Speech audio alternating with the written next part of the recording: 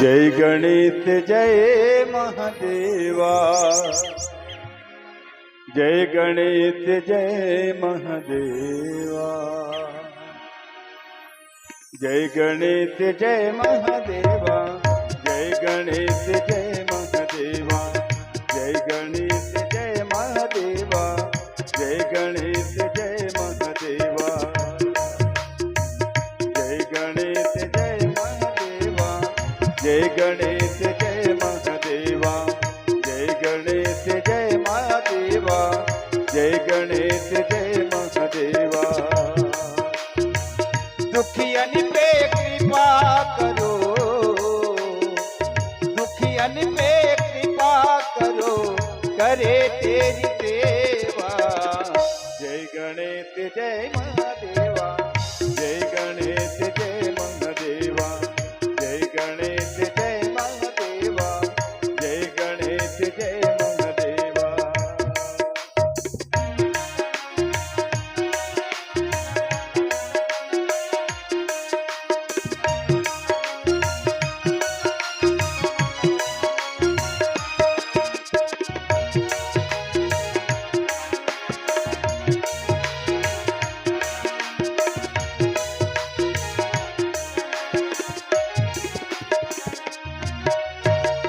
माता जाकी पार्वती,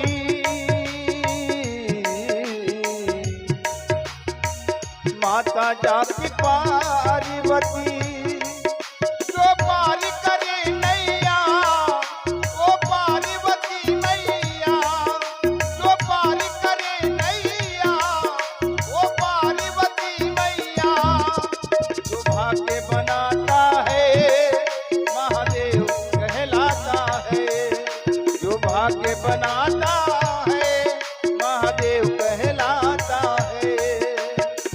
माता जाकी पार्वती, माता जाकी पार्वती, पिता महादेवा। जय गणेश जय महादेवा, जय गणेश जय महादेवा, जय गणेश जय महादेवा, जय गणेश जय महादेवा।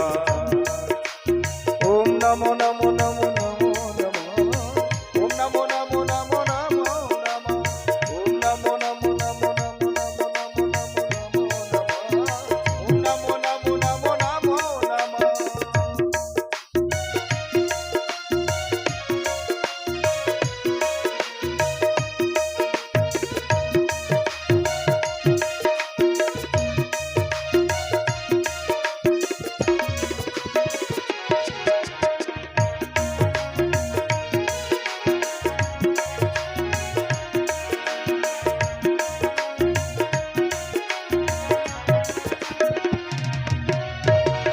कोई लाया फूल यहाँ,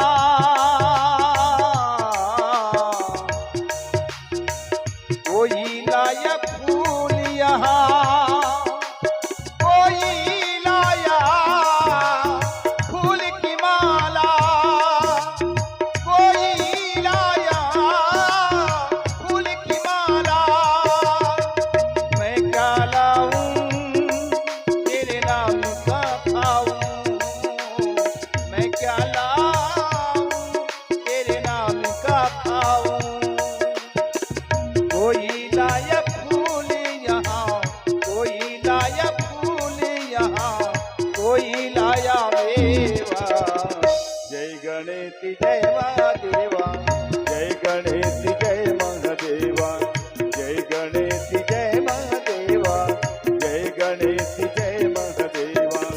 दुखियन पे कृपा करो, दुखियन पे कृपा करो, करे तेरी सेवा। जय गणेश जय महादेवा, जय गणेश जय महादेवा, जय गणेश जय महादेवा, जय गणेश जय महादेवा, जय गणेश जय महादेवा, जय गणेश जय महादेवा, जय गणेश जय महादेवा, जय गणेश जय महादेवा। बोल कृष्ण भगवान की जय।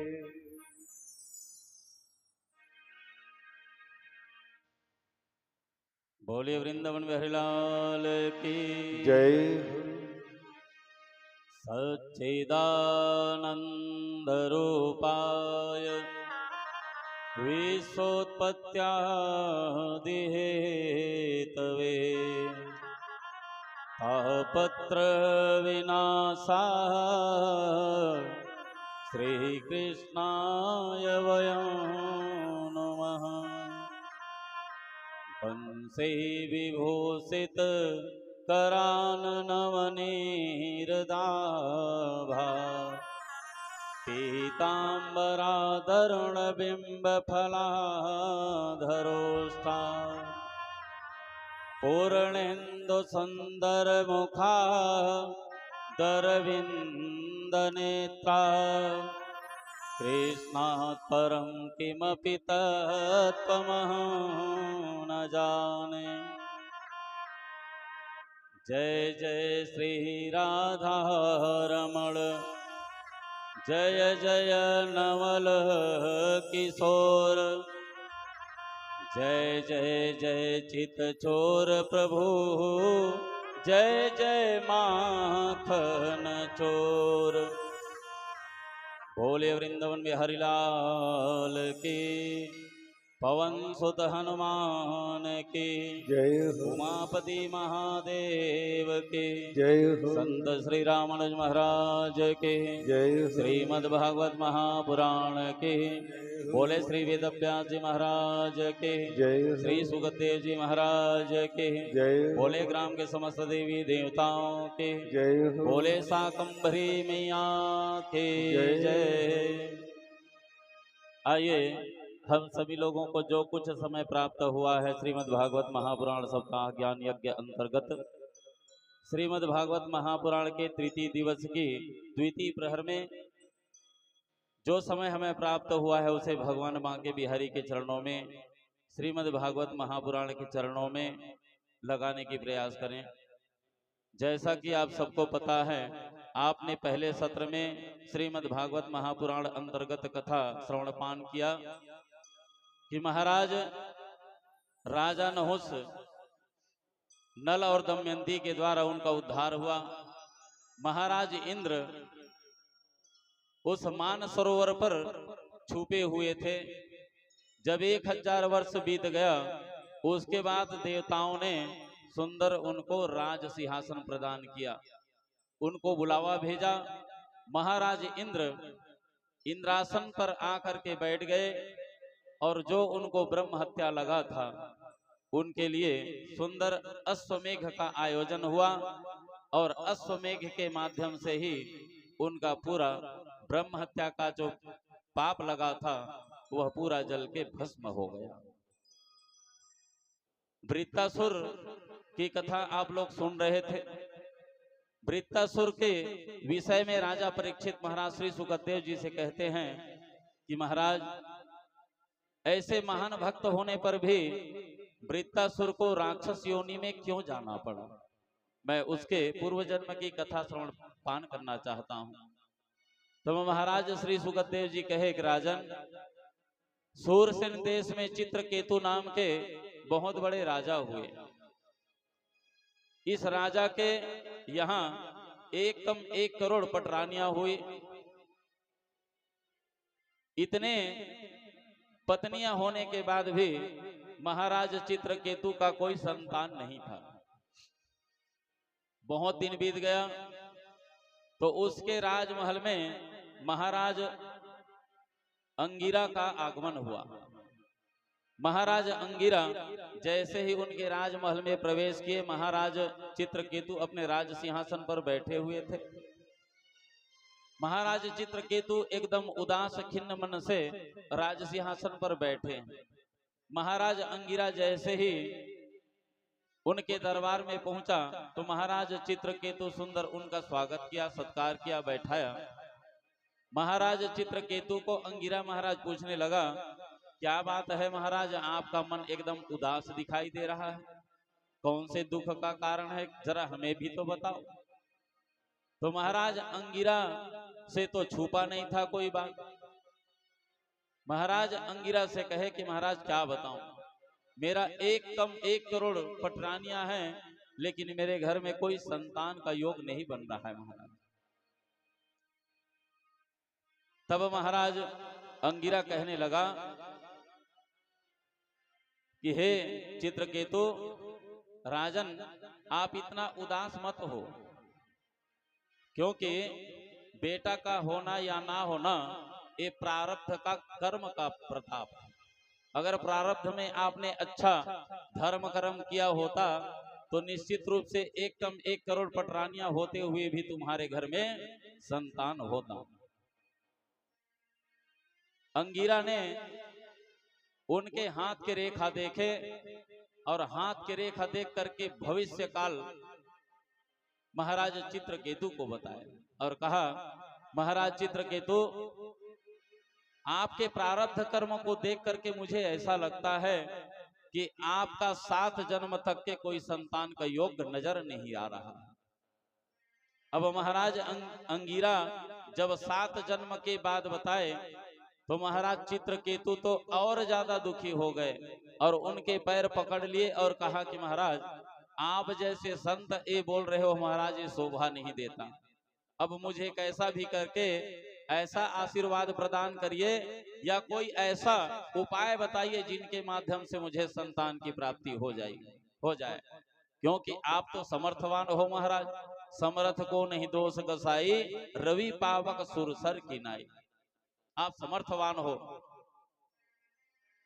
महाराज अंगिरा को महाराज चित्रकेतु के ऊपर दया आ गई। महाराज अंगिरा चित्रकेतु को कहे कि महाराज, आपको पुत्रेष्टि यज्ञ करना पड़ेगा और अगर किस्मत में आपका होगा तो पुत्रेष्टि यज्ञ करने के बाद आपको अच्छे संतान की प्राप्ति हो जाएगी। देखते देखते समय बांधा गया और पुत्रेष्टि यज्ञ प्रारंभ भी हो गया। पुत्रेष्टि यज्ञ करने के बाद सुंदर चरु से त्वष्टा का पूजन किया गया और महाराज चित्रकेतु को उस पुत्रेष्टि यज्ञ से प्राप्त उस चरु को दिया गया और कहा कि महाराज, आप एक काम करना, इसे आप अपने पटरानी को खिला देना और विश्वास करो भगवान नारायण की कृपा से आपके घर में संतान होगा और तुम्हारी एक पुत्र होगा। तुम्हें हर्ष भी होगा और शोक भी होगा। महाराज जब अंगिरा शोक वाली शब्द बोले तो महाराज चित्रकेतु के समझ में नहीं आया। क्योंकि उन्हें तो इतना बड़ा चरु मिल गया था प्रसाद संतान होने का, इसलिए खुशी के मारे महाराज अंगिरा के शब्दों के भाव पर वह ध्यान नहीं दिया। और महाराज अंगिरा ने क्या किया, चित्रकेतु ने क्या किया, उस चरु को लिया और चरु को लेकर के सबसे बड़ी रानी जो कृतधूति नाम की थी उसे ले जाकर के वह प्रसाद दे दिया। कहे कृतधूति, ये अंगिरा महाराज के द्वारा दिया गया है चरु का प्रसाद है, इसको आप ग्रहण कर लीजिए। कुछ दिन के बाद भगवान नारायण की कृपा से हमारे घर में सुंदर संतान की प्राप्ति हो जाएगी। महाराज चित्रकेतु उनको थोड़ा से सूंघे और सुंदर ले जाकर के कृतधूति को दे दिए। एक कृतधूति मैया अपने कक्ष में बैठी बैठी सुंदर उस चरु की जो प्रसाद है उनको ग्रहण कर लिया। ग्रहण करने के बाद भगवान नारायण का ऐसा आशीर्वाद, ऐसा कृपा हुआ कि मैया कृतधूति देखते देखते गर्भवती हो गई। गर्भवती होने के बाद देखते देखते हर महीना निकलता गया और देखते देखते पता भी नहीं चला कि कितना समय 9 महीना भी बीत गया। 9 महीना बीतने के बाद जब 10वां लगा तो उनके घर में सुंदर एक राजकुमार पैदा हो गया, एक पुत्र की प्राप्ति हो गई। महाराज कृतधूति, मैया कृतधूति ने राजा चित्रकेतु को बताया कि महाराज हमारे घर में सुंदर एक पुत्र जन्म लिया है। महाराज चित्रकेतु आनंद के मारे उछलना चालू कर दिए, प्रसन्न हो गए और जितने भी राज्य के हैं सबको बुलाने लगे, सबको कुछ ना कुछ प्रसन्नता से देते गए, सोना चांदी सब बांटे। सब लोग जब चले गए तो महाराज चित्रकेतु अपने राज सिंहासन पर बैठे प्रसन्नता से। इधर उनका बच्चे का जो कृतधूती मैया के गर्भ से निकला था उस संतान का मस्त परिपालन करने लग गए, पालन पोषण। महाराज चित्रकेतु जब भी अपने राजमहल से बाहर जाते, चाहे शिकार में जाते चाहे अपने राज्य के काम में जाते, वहां से घूम घाम करके जैसे ही वापस आते तो सबसे पहले कृतधूती मैया के कक्ष में चले जाते और कृतधूती मैया के ही ऊपर ज्यादा ध्यान देते। अब जब ये राजा चित्रकेतु कृतधूती मैया के ऊपर ज्यादा ध्यान देने लगे तो बाकी सब और पटरानियां हैं उनको ईर्षा द्वेष जलन होने लगी कि राजा पहले जब संतान नहीं हुआ था तो हम सबसे प्रेम करते थे, सबके कक्ष में आते थे, लेकिन जैसे ही वह संतान हुआ है तब से आज देखो वो जहां संतान हुआ है कृतधूती के गर्भ से उसी के घर में उसी के कक्ष में ज्यादा जाता है, हमारे ऊपर तो ध्यान ही नहीं देता। इसलिए कृतधूती को छोड़ करके बाकी सभी पटरानियां एक जगह बैठ गईं और बैठ करके अकेली में एक सुंदर प्लान बनाई। कहा कि अगर महाराज को हम पाना चाहते हैं, पाना चाहती हैं तो एक ही शर्त है, एक ही तरीका है पाने का। क्या? वो मात्र अपने होने जो हो चुका है संतान उसी के प्रेम में कृतधूती के कक्ष में जाता है, और कहीं उसी को हम कहीं मार देते हैं तो पहले जैसे हम सबसे प्रेम करते थे वैसे ही वह प्रेम करने लगेगा। तो इसलिए न बांस रहेगी न बांसुरी बजेगी, संतान को ही समाप्त कर देते हैं तो कहाँ कृतधूती के कक्ष में जाएगा। इसलिए ये सभी पटरानियां जब ये बालक पालना में सोया हुआ था उसी समय ये सभी पटरानियां एक एक करके गई और अपने स्तन में जहर लगा ली और जहर लगा करके सभी उस संतान को जहर पिला दी। जैसे ही सभी पटरानियां जहर पिलाई, अपने स्तन का पान कराई, ये छोटा सा नन्हा सा बालक देखते देखते मुरझुरा गया, कालापन आ गया, उनकी सांसें टूट गई, मर गया वह बालक। जैसे ही मरा, माता कृतधूती को भी पता नहीं है कि जो मेरे कोख से पैदा हुआ है वह बालक समाप्त हो चुका है। उस राजमहल में एक दासी काम करने के लिए, झाड़ू पोछा करने के लिए आती थी। वह दासी पूरा राजमहल की साफ सफाई करने के बाद जब वो पालना के पास आई तो पालना के पास जैसे ही झाड़ू पोछा लगा रही थी वो दासी देखती क्या है कि जो बालक कुछ देर पहले खेल रहा था वो बालक बिल्कुल आंखें बंद है और उनका जो शरीर है पहले गोरा था आज कालापन हो चुका है, उनका पूरा शरीर विष के कारण काला हो चुका है। ये दासी पास में गई और पास में जाकर के झाड़ू को फेंक दी और पालना के पास जाकर के उस बालक को हिलाने डुलाने लगी। अरे बालक पाने के लिए वो बालक हिलाते डुलाते बहुत देर हो गया, लेकिन वह बालक की तो मृत्यु हो चुकी थी, मर चुका था। वो बालक ना हिला ना डूला, नाक में उंगली लगा करके देखा, हृदय में लगा करके देखा, लेकिन उसकी सांस बंद हो चुकी है। अबे जो दासी है उनके राजमहल में इतने दिन से काम कर रही है, सबके साथ में समान व्यवहार समान प्रेम करती थी वो दासी, क्योंकि वहां से उसको मंथली मिलती थी, इसलिए सबसे प्रेम। वो बच्चे से इतना प्रेम करती थी, 24 घंटा अपना राजमहल का काम करने के बाद उसी बच्चे को खिलाती थी, पिलाती थी और उनके साथ में खेलती भी थी, इतना प्रेम हो गया था। जब वो बच्चे के सांस बंद हो गया, जानकारी मिल गई तो दासी जोर जोर से चिल्ला करके रोने लगी और मैया कृतधूती जिस कक्ष में थी उस कक्ष की ओर जाने लगी और कहने लगी, मैया कृतधूती, मैया कृतधूती, आओ देखो तुम्हारे बालक को मैं बार बार उठा चुकी हूँ लेकिन यह बालक उठ नहीं रहा। मैया कृतधूती उस दासी की आवाज को सुन करके अपने कक्ष से दौड़े दौड़े कहाँ चली आई, जहां उस पालने में वह बालक सोया हुआ था। जैसे ही पास में आई, आकर के देखती क्या है कि पालना से उठाई और उठा करके अपने गले से लगाई, उनके धड़कन चेक किया, सांसें चेक किया, तो देखती क्या है कि उस बालक का सांस बंद हो चुका है। उनका पूरा शरीर काला हो चुका है।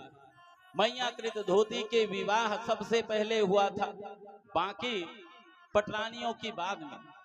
तो सबसे पहले पटरानी कृत धोती आई थी।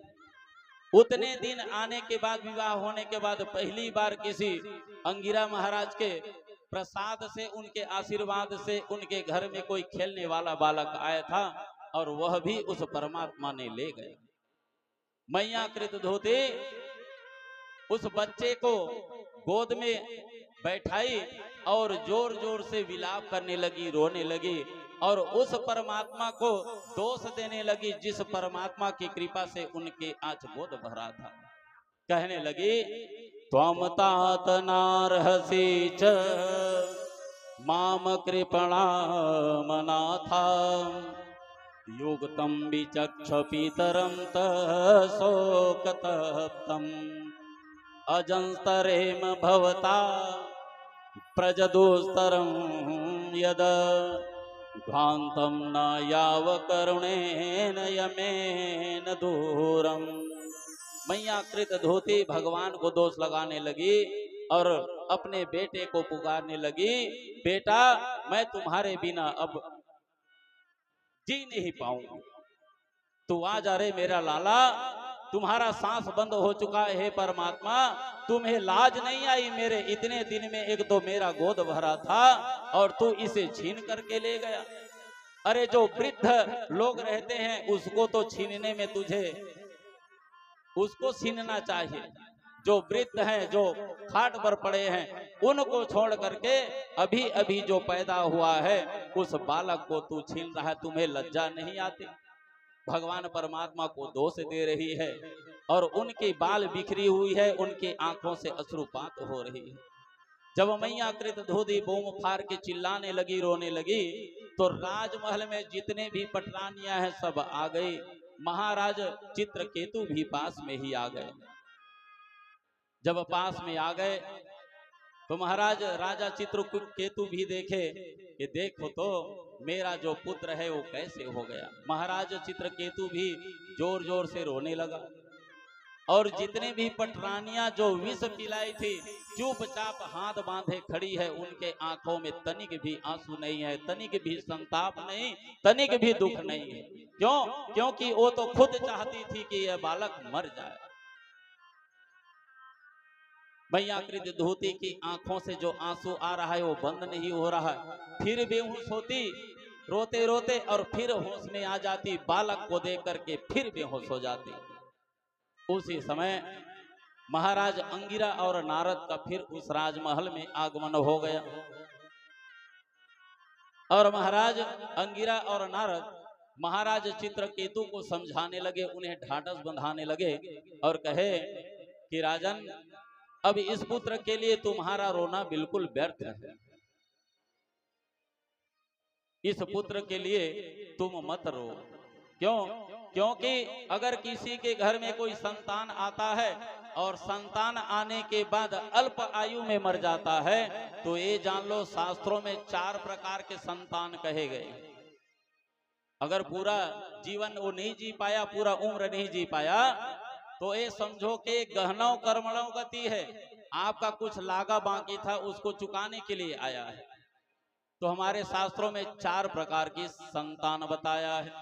पहले शत्रु बंधु, शत्रु पुत्र, पूर्व जन्म का बैरी ही सताने के लिए आपको संतान के रूप में आते हैं और जन्म लेते हैं, या तो तुरंत मर जाते हैं या तो 2-4-6 महीने के बाद मर जाते हैं। उसके बाद ऋण बंधु पुत्र, ये पूर्व जन्म का कर्जदाता होता है, जो बकाया रहता है उसको वसूल करने के लिए आपके घर में पुत्र बनकर आते हैं, सूजी पानी लगवाते हैं, कोई भी तरीका से आपको खर्च करवाएंगे आप, क्योंकि पहले जन्म में आप उनका कर्जा लाग रहे हैं। तो कर्जा जैसे ही आपका उतर जाएगा, बराबर होगा, ब्याज मूर सहित निकाल करके वो पुत्र समाप्त हो जाता है। उसके बाद एक होता है उदासीन पुत्र। ये उदासीन पुत्र जब तक के विवाह नहीं हुआ रहता तब तक के माता पिता के साथ में रहते हैं और विवाह होने के बाद अलग हो जाते हैं। ये उदासीन पुत्र है और ऐसे लगभग 99% देखने को मिलता है। विवाह का बस इंतजार रहता है। विवाह जैसे हुआ और साल भर शायद टिक जाए तो बहुत बड़ी परमात्मा की कृपा है, नहीं तो वो जैसे ही पत्नी आएगी पता नहीं कौन सी गोली खिलाती है, कौन सी मंत्र बताती है कि वो बेटा अपने माता पिता को छोड़ करके अलग होने का सोचने लगता है। ये है उदासीन पुत्र। और चौथा होता है सेवक पुत्र। पूर्व जन्म में किसी ने सेवा पाई होगी, अतः वही आपको सेवा करवाने के लिए पुत्र के रूप में जन्म लेता है और जितना दिन तक के आपका सेवा किया हुआ है वैसे ही आकर के वो सेवा करवाएगा, उसके बाद वो अपनी मृत्यु को प्राप्त कर लेगा। ऐसे शास्त्रों में 4 प्रकार के पुत्र बताया गया है। नारद ने कहा, राजन तुम्हारे शत्रु पुत्र बन करके आया है, अच्छा हुआ मर गया। ये 4 प्रकार के जो शत्रु मैं बताया हूं, हो सकता है इन्हीं में से एक शत्रु तुम्हारा रहा होगा, इसलिए अच्छा हुआ मर गया, क्योंकि तुम्हारे पूर्व जन्म का जो कर्म है गहनौ कर्मणौ गति, वह आज पूरा हो गया। तब उसने कहा, राजन ना आप मेरे पिता हो ना मैं आपका बाप। तब कहा, महाराज अंगिरा ने कहा, अगर तुमको यकीन नहीं है कि गहनौ करो कर्मणौ गति में, तो मैं अब भी जो मरा हुआ बालक है उसको मैं तुरंत यही अभी जीवित कर देता हूं और उन्हीं से पूछ लो। और देखते देखते महाराज अंगिरा और नारद ने ऐसी कृपा करी, वो जो बालक मर चुका था वो बालक फिर से जीवित हो गया। और जीवित होने के बाद महाराज अंगिरा ने कहा कि ऐ बालक, तू किस लिए आया था, पहले राजन को बता। महाराज चित्रकेतु कहने लगा कि बेटा तू हमें छोड़ करके कहाँ चला गया था। तब महाराज वह बालक कहने लगा कि महाराज राजन, ना आप मेरे पिता हैं और ना मैं आपका बेटा हूं महाराज, ये तो गहना कर्म गति है। पूर्व जन्म में आपने ऐसा कर्म किया था जिसका बदला देने के लिए मैं आया था। देहेन देहिनो राजन देहाद देहो अभिजायते, बीजादेव यथा बीजम देहार्धम एव शाश्वतः। राजन, जैसे एक बीज से दूसरा बीज उत्पन्न होता है, वैसे ही पिता के देह द्वारा माता की देह से पुत्र की देह में चला जाता है, वही माता की देह में जा करके पुत्र के रूप में जन्म लेता है। ये तो गहनौ कर्मणौ गति है, तो तुम्हें इसके लिए संताप दुख नहीं करना चाहिए। राजकुमार बोले, याद है महाराज चित्रकेतु, राजन एक बार आप शिकार खेलने के लिए जंगल की ओर गए थे और मैं पूर्व जन्म में आपका हाथी हुआ करता था, अभी आपका बालक हूं।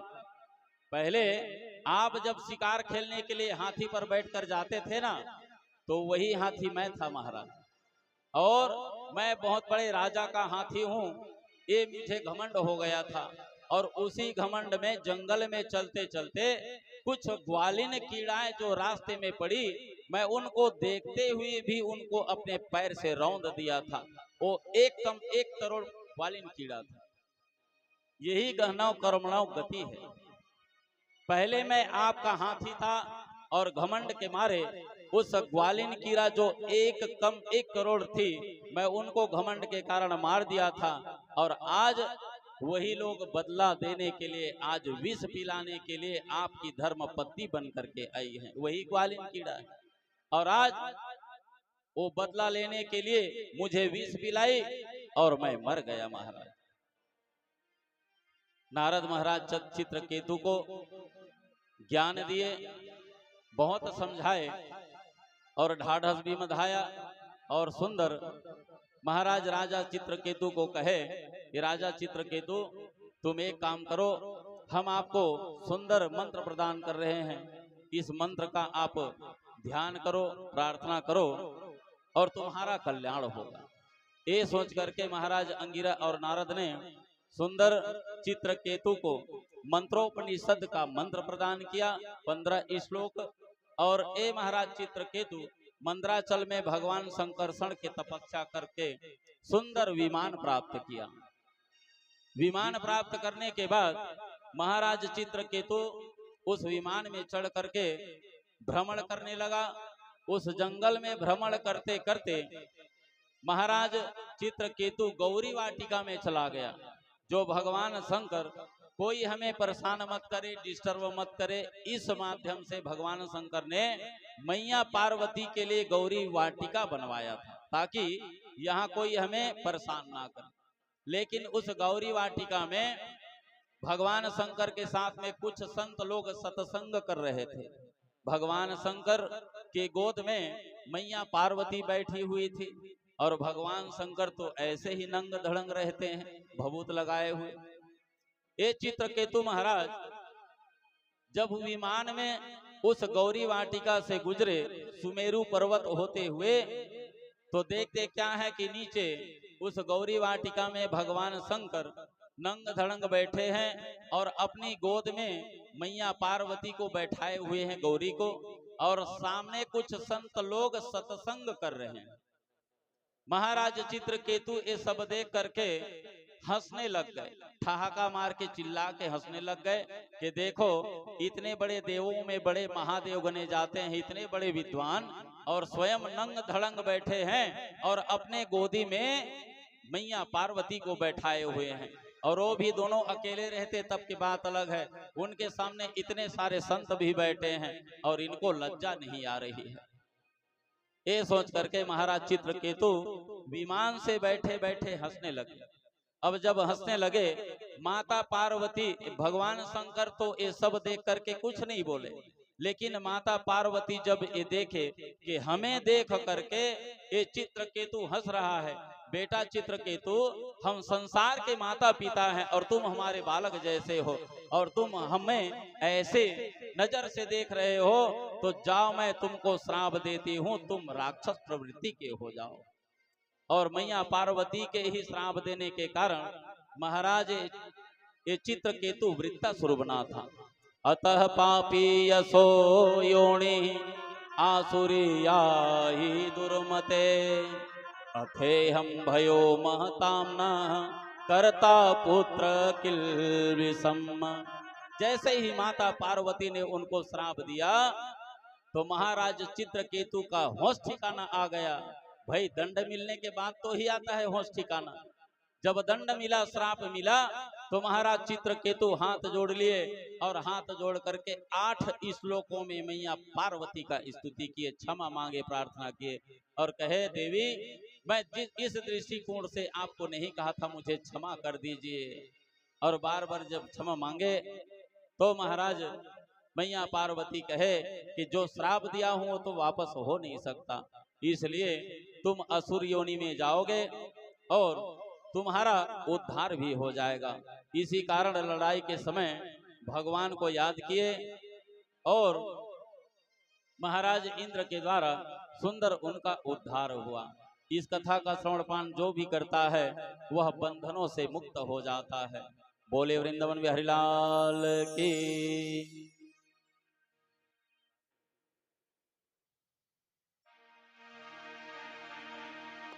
मैया फूल गजरा गुथे हो मालिन के देहरी फूल गजरा। मैया फूल गजरा गुथे हो मालिन के डेहरी फूल गजरा। मैया फूल गजरा गुथे हो मालिन के डेहरी फूल गजरा। मैया फूल गजरा गुथे हो मालिन के डेहरी फूल गजरा।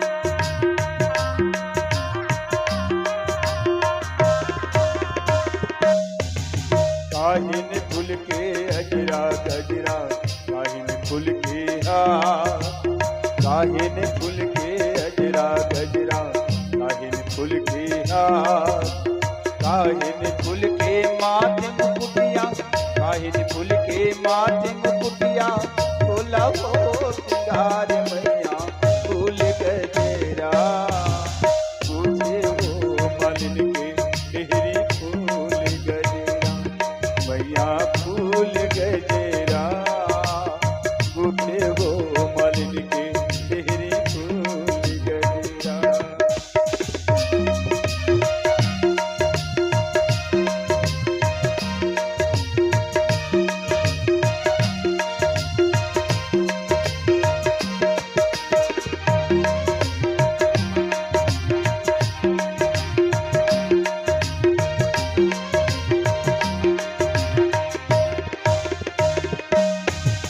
चंपा फूल के अजरा गजरा चमेली फूल के हार चंपा फूल के अजरा गजरा चमेली फूल के हार देवती फूल के माथे मुकुटिया देवती फूल के माथे मुकुटिया बोला हो सिंगार मैया फूल गजेरा तुझे हो मलिन के डेहरी फूल गजेरा मैया फूल गजेरा तुझे हो मालिन के डेहरी फूल गजेरा।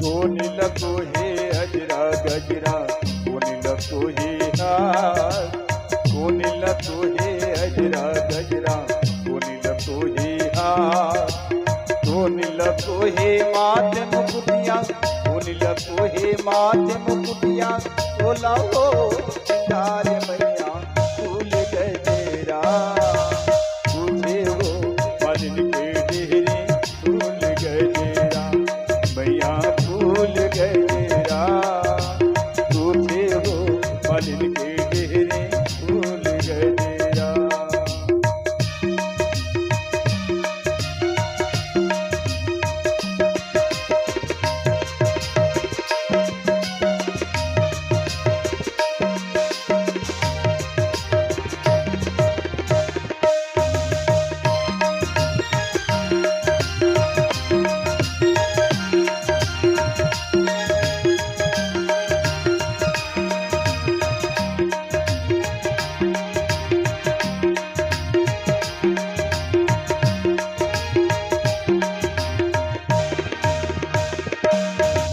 छोटी लगो हे अजरा गजरा बड़ी लगो हे हार छोटी लगो हे अजरा गजरा बड़ी लगो हे हार बूढ़ी माई तो हे माथे मुकुटिया बूढ़ी माई तो हे माथे मुकुटिया बोला हो सिंगार मैया फूल गजेरा तुझे हो मालिन के डेहरी फूल गजेरा मैया फूल गजेरा तुझे हो मालिन के डेहरी फूल गजेरा तुझे हो मालिन के डेहरी फूल गजेरा तुझे हो मालिन के डेहरी फूल गजेरा।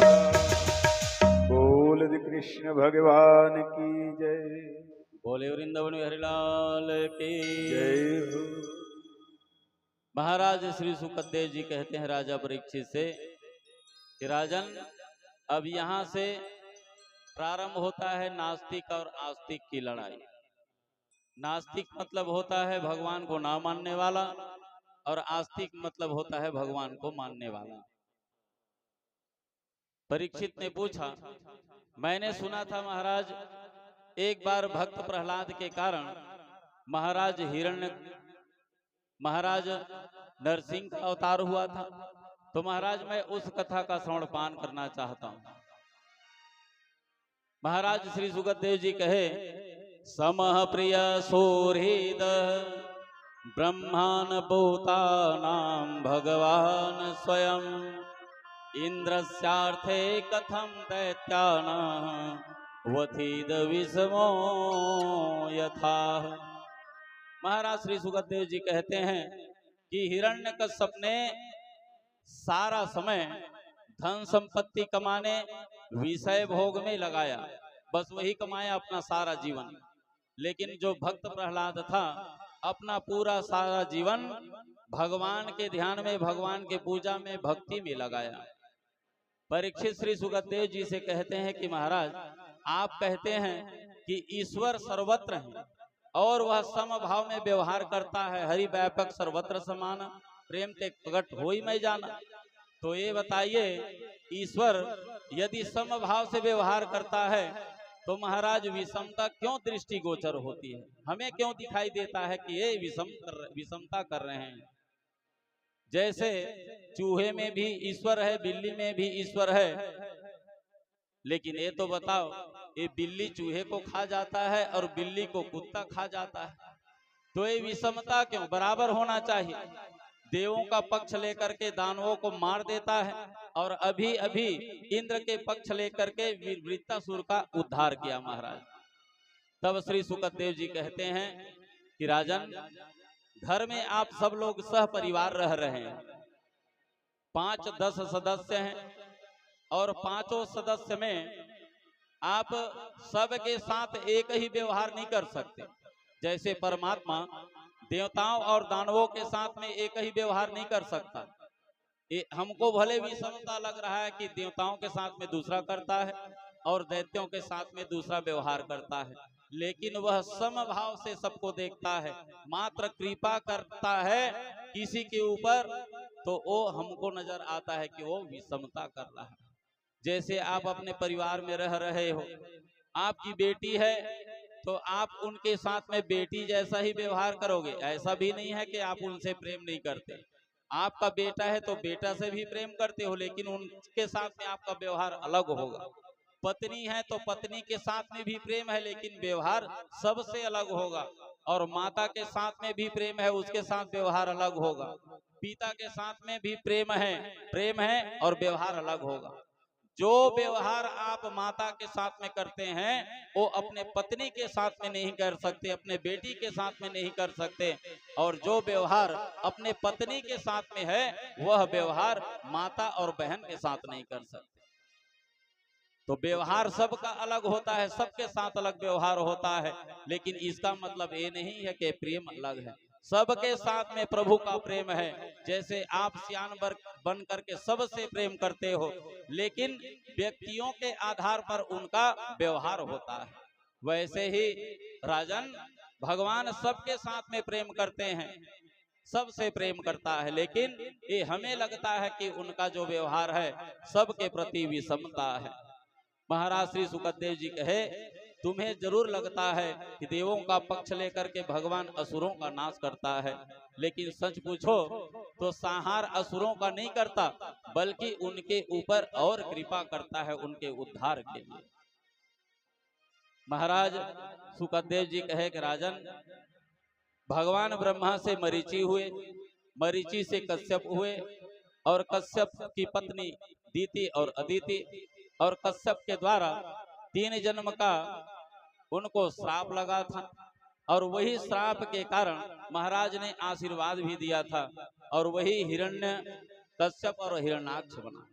तो हिरण्याक्ष का उद्धार तो भगवान ने पहले ही कर दिया था पृथ्वी लाने के समय।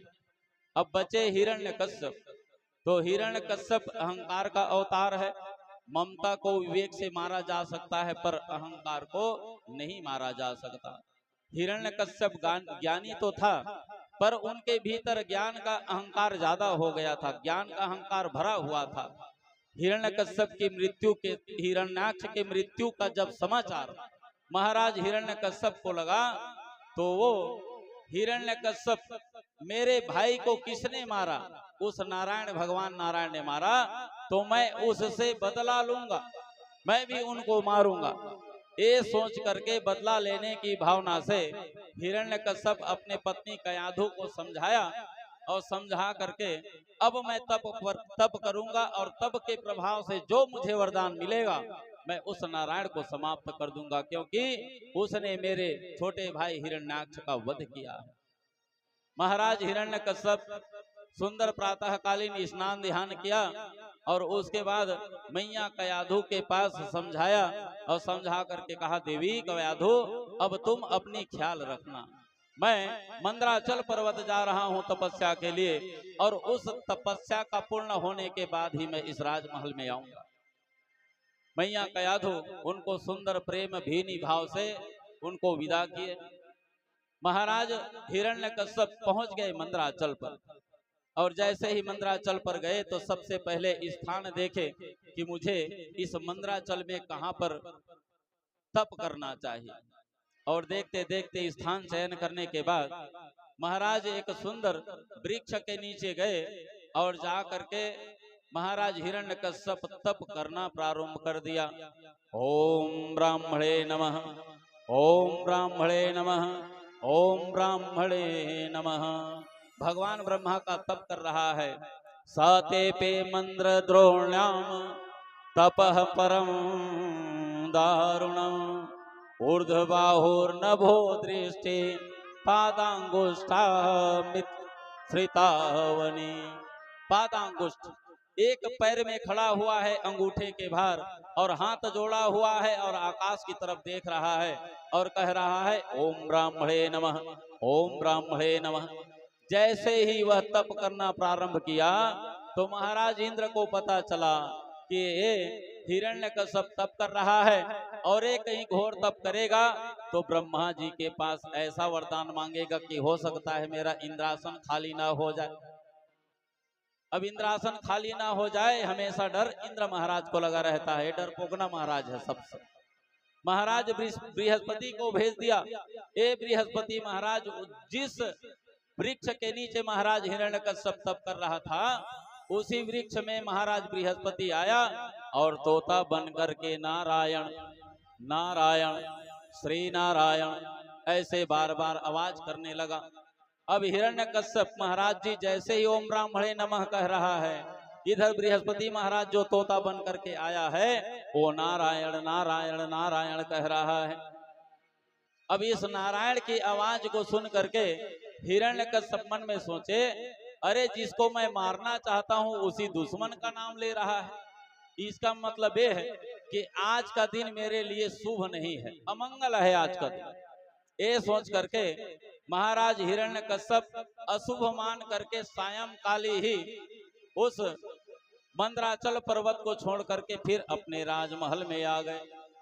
और जैसे ही राजमहल में आए तो मैया कयाधु महाराज हिरण्यकश्यप अपने पति को देखी तो देखती क्या है, प्रसन्न हो गई। अरे महाराज, आपका तो आप तपस्या करने के लिए गए थे, और तपस्या तो बहुत दिनों का होता है, लगता है आपके तपस्या के प्रभाव दिन भर में हो गया और भगवान जल्दी प्रकट हो गए, आ गए, आपका तप पूरा हो गया महाराज। तब महाराज हिरण्यकश्यप धीरे धीरे राजमहल में आया चुपचाप। अरे मेरा दुश्मन वहां आ गया था, आज का दिन मेरे लिए शुभ नहीं था, अमंगल था, इसीलिए मैं वापस आ गया। अब मैया कयाधु सुंदर महाराज हिरण्यकश्यप दिन भर का थका मांदा आया है, ये सोच करके मैया कयाधु सुंदर साफ पवित्र होकर के रसोई में गई और महाराज हिरण्यकश्यप के लिए 56 प्रकार का व्यंजन बनाया, और 56 प्रकार का व्यंजन बना करके सुंदर महाराज हिरण्यकश्यप के लिए पानी पीढ़ा चौका मढ़ा दिया।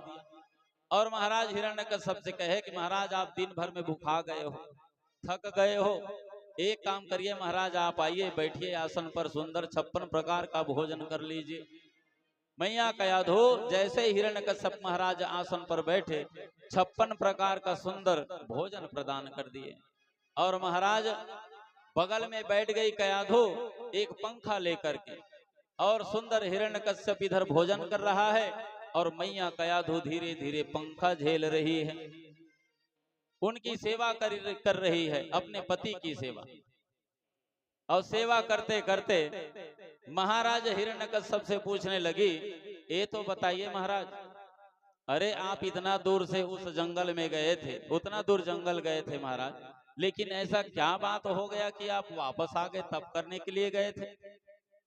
तो महाराज हिरण्यकश्यप कहे कि देवी आज का दिन मेरे लिए अशुभ था, अमंगल था, वो मेरा दुश्मन आ गया था, उसी का नाम ले रहा था। पूरा भोजन करते तक के वो नारायण का नाम ले रहा था, ये नहीं बोला, मात्र अपने दुश्मन का नाम ले रहा था। मेरा दुश्मन आ गया था, मेरा दुश्मन का नाम ले रहा था। पूरा 56 प्रकार का भोजन हो गया। अब जब उठने के समय फिर एक बार पूछा, तो जब से चालू किया था भोजन तब से वो पूछ ही रही थी घुमा फिरा करके, तो आखिरी में एक बार बोल दिया कि ऐ कयाधु, तू बार बार वही बात को पूछती है। मैं बोला ना आज का दिन अमंगल था, अशुभ था, नारायण बोल रहा था वो तोता। और जैसे ही मैया कयाधु नारायण शब्द बोले, वो जान गई कि जहां वह उनके पति तप करने के लिए गया था, जरूर हमारे नारायण के ही कोई भक्त होंगे जो नारायण नारायण वहां पुकार रहे थे। मैया कयाधु प्रसन्न हो गई। और भोजन में बहुत बड़ा एक स्वभाव होता है। क्या स्वभाव? अगर किसी को अच्छा भोजन खिला दिया जाए और उसके भीतर में जो कुछ भी है उसको आप बाहर निकाल सकते हो। उनके मन मुताबिक आप उसको भोजन करवा दिए तो उसके भीतर में जो भी बात है उसको आप निकलवा सकते हो। और अभी मैं कहीं कहीं ऐसे सुनता हूँ, अब सही बात है कि नहीं भाई, मैं महाराज आदमी हूँ, उससे बहुत दूर रहता हूँ, खैर बोलना नहीं चाहिए, लेकिन ये बात मैं सुन चुका हूँ इसलिए बता रहा हूँ। कुछ लोगों की पीने की आदत होती है और मान लीजिए नहीं पिया है और उसके बारे में कुछ जानना है आपको, उसके भीतर में क्या चल रहा है, तो उसको प्रेम से बैठाओ और थोड़ा बहुत पिला दो। पिलाने के बाद वो जितना भी भीतर में कचड़ा रहेगा, जो आपके बारे में कुछ सोच भी रहा होगा, वो सब प्रेम से पूछोगे प्रेम से बता देगा। इतना गुण रहता है उसमें। अब गुण क्या भैया, ये तो उनका स्वभाव है, गलत है वो। किसी किसी से सुना हो, ये प्रैक्टिकल बात है, तब आपके सामने रख रहा हूं। तो ये जो भोजन है उसमें बहुत बड़ा गुण है। अगर किसी की बात आपको जानना हो तो अच्छा उनके मुताबिक आप भोजन बना दो। मैया कयाधु भी वही तरीका अपना 56 प्रकार का भोजन बना दी और उनके भीतर में क्या है, वो क्या चीज नहीं बोलना चाहता है, उनको भी वो बाहर निकलवा दी। महाराज एक ही बार बोले, नारायण आया था, नारायण का नाम ले रहा था वो तोता। उसके बाद मैया कयाधु सुंदर भोजन करवाई और भोजन करवाने के बाद महाराज हिरण्यकश्यप अपने शयन कक्ष पर चले गए। मैया कयाधु उनके पीछे पीछे भोजन करके वो भी चली गई। अब जब शयन कक्ष में गए तो महाराज हिरण्यकश्यप सुंदर अपने शयन कक्ष में बेड में सोए हुए आराम कर रहे हैं। मैया कयाधु पीछे पीछे गई और उस कक्ष में जाकर के सुंदर उसी बेड पर जाकर के पैर की तरफ बैठ गई। और बैठने के बाद हिरण्यकश्यप से संकल्प ले लिया था कि आज इस मेरे पति ने अपने दुश्मन का नाम जो मेरा नारायण है उनका नाम एक ही बार लिया है, मैं इसको 108 बार बुलवा लूंगी तभी तब मारूंगी।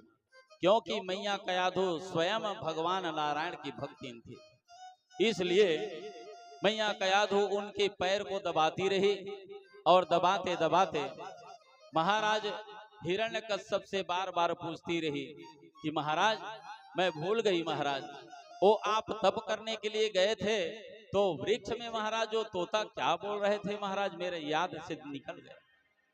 महाराज हिरण्यकश्यप कहे, अरे वो मेरा दुश्मन का नाम ले दिया, आज का दिन अमंगल था।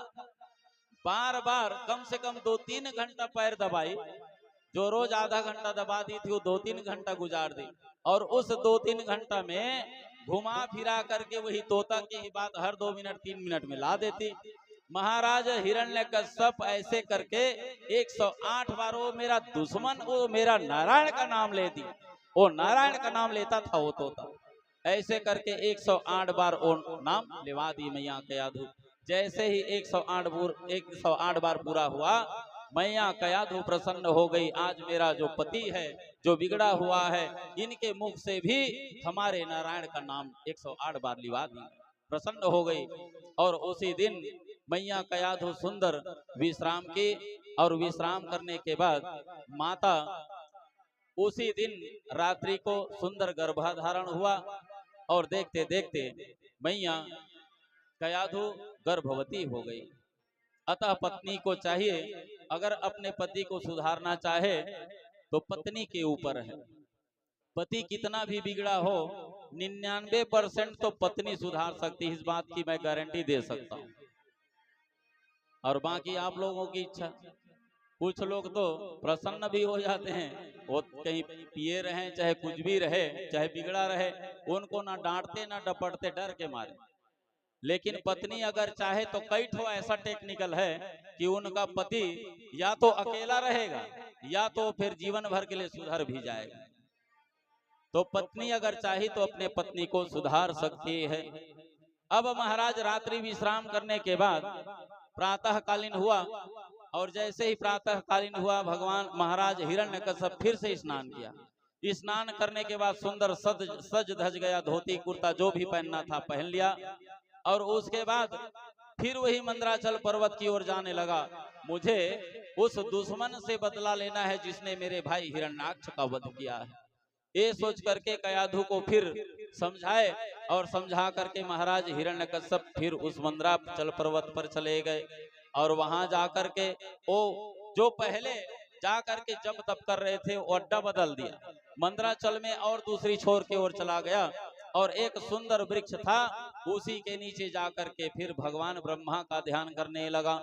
साते पे मंद्रा द्रोण्याम तपः परम दारुणम ऊर्ध्वबाहो नभो दृष्टि पादांगुष्ठ विमाश्रितान।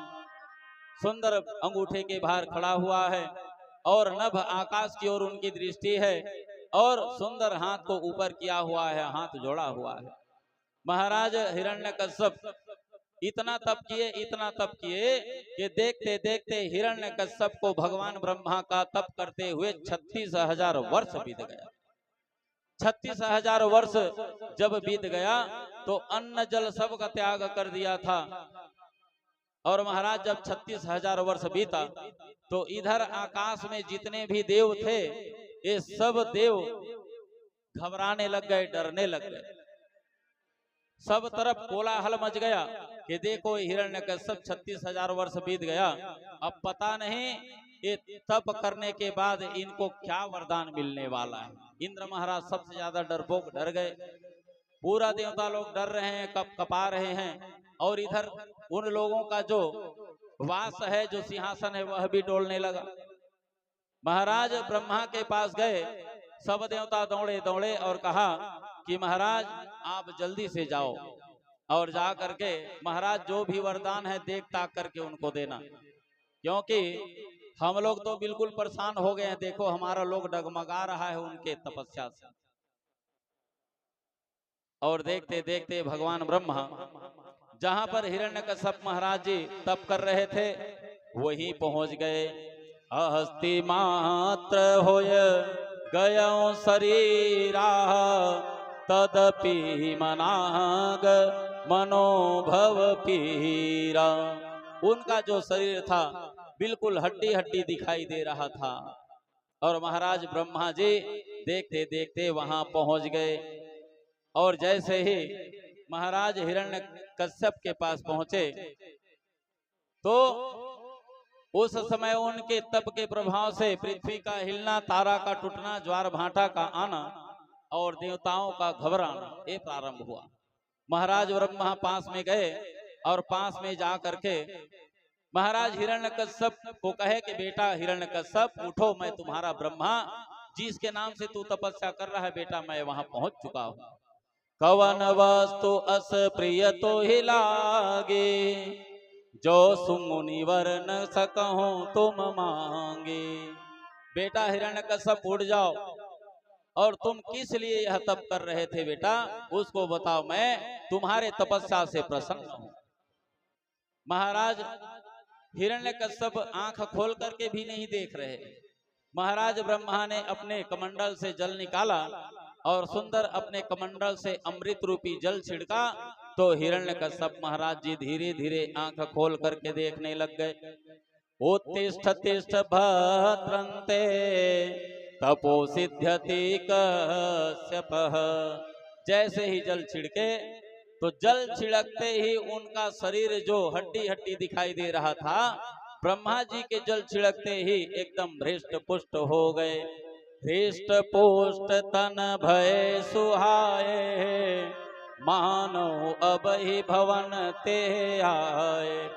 36,000 वर्ष भले वो तप कर चुका था, उनका हड्डी हड्डी दिखाई दे रहा था, लेकिन भगवान ब्रह्मा के जल छिड़कते ही जैसे अभी अभी राजमहल से आया हुआ है वैसे ही उनका शरीर हो गया। हिरण्यकश्यप कहे, हिरण्यकश्यप से पूछे कि महाराज ये तो बताओ आप किस उद्देश्य से तपस्या कर रहे थे, उसको बताओ। मैं तुम्हारे तप से प्रसन्न हूं बेटा, जो कुछ मांगना चाहते हो मांग लो।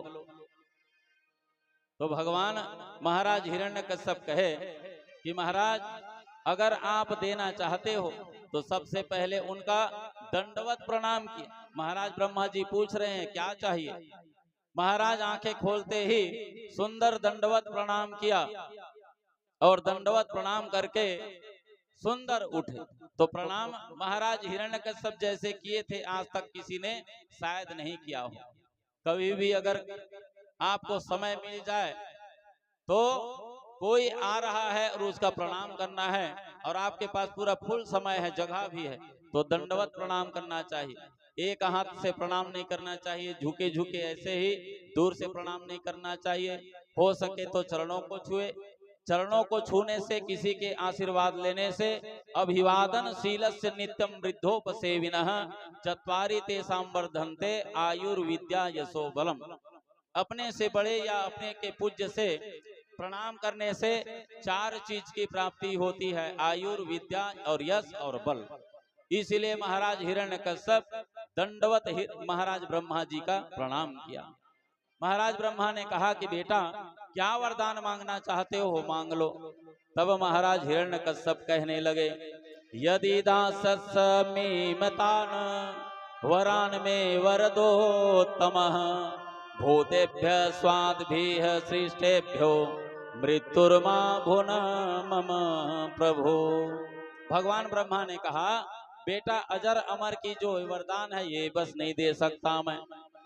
तात में दुर्लभाम पुंसा, ये अमृतत्व का वरदान मैं किसी को नहीं दे सकता बेटा। क्यों? क्योंकि मैं भी तो मरता हूँ, मुझे भी समय आएगा, मेरा मृत्यु आएगा ही। मेरा जब समय पूरा होगा तो मैं भी मर जाऊंगा, इसलिए मैं स्वयं अमर नहीं हूँ, तो तुम्हें कैसे अमरता का वरदान दे सकता हूँ। ऐसा वर मांगो बेटा जो दुर्लभ हो, जिसको मैं आपको दे सकूं, जिसे तुम पा सको। तब महाराज हिरण्यकश्यप कहने लगे ठीक है महाराज, आज आप अमरता का वरदान नहीं दे सकते, अजरता अमरता का, तो कोई बात नहीं। महाराज हिरण्यकश्यप ने उसे घुमा फिरा कर मांगना चाहा कि मैं अमर हो जाऊंगा। डायरेक्ट अमरता का नहीं दे सकते तो इनडायरेक्टली कान को पकड़ करके मांगे। जरा मरण दुख रहित तन समर जिते नहीं कोई, एक छत्र रिपुहीन मही राज्य कल्प सत कोई। हिरण्यकश्यप ने कहा महाराज आप अचरता अमरता का वरदान नहीं दे सकते तो कोई बात नहीं, ये वरदान दे दीजिए जो मैं मांग रहा हूँ। क्या? न मैं रात में मरूं, न दिन में मरूं, न घर में मरूं, न बाहर में, न ऊपर न नीचे, न आकाश न पाताल, न अस्त्र से न शस्त्र से, किसी भी प्रकार के आपके सृष्टि में मेरा मृत्यु ना हो। अभी घुमा फिरा के अमरता ही तो मांगना चाहा, ऐसे मांगू अमरता का वरदान दे दो तब तो नहीं बोले। लेकिन जब घुमा फिरा करके मांगे तो भगवान ब्रह्मा ने बिना सोचे समझे ही देखते देखते महाराज हिरण्यकश्यप को जाओ एवं मस्तु कह दिया। वरदान जैसे ही महाराज हिरण्यकश्यप प्राप्त किया, भगवान ब्रह्मा को विदा किया। भगवान ब्रह्मा देखते देखते आशीर्वाद दे करके अंतर ध्यान हो गए। ये हिरण्यकश्यप महाराज देखते देखते उस मंदराचल पर्वत से जब अपने राजमहल की ओर आने लगे तो वहां पृथ्वी इधर उधर हिलने लगी, डोलने लग गई उनके वजन से। महाराज हिरण्यकश्यप देखते देखते राजमहल आए। राजमहल में आए तो कयाधु मैया ने सुंदर उनका स्वागत किया, क्योंकि 36,000 वर्ष के बाद महाराज हिरण्यकश्यप आया था।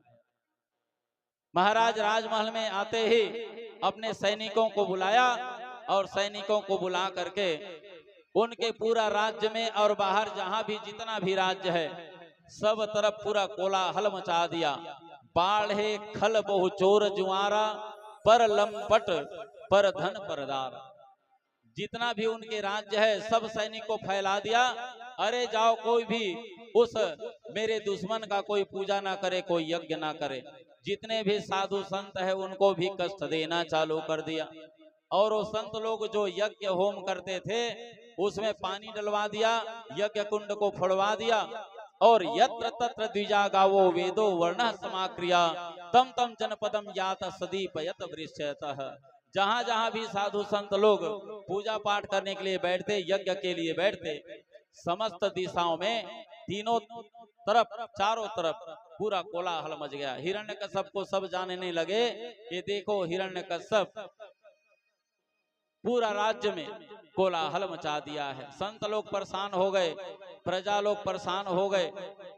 समस्त दिशाओं तीनों लोग तथा देवता, असुर, नरपति, गंधर्व, वरुण, सिद्ध, सर्प, चरण, विद्याधर, ऋषि, पितरों के अधिपति, भूतपति एवं समस्त प्राणियों के राजाओं को जीत लिया महाराज हिरण्यकश्यप ने।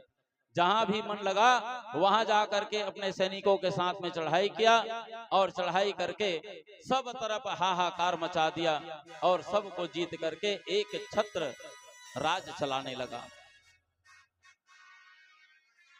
सब देवता लोग डर के मारे गुफाओं में, खोहा में जाकर के हिरण्यकश्यप के सैनिकों के डर के मारे घुसने लग गए। रावण आवत सोन अस कोहा, देवन तक मेरु गिरि खोहा।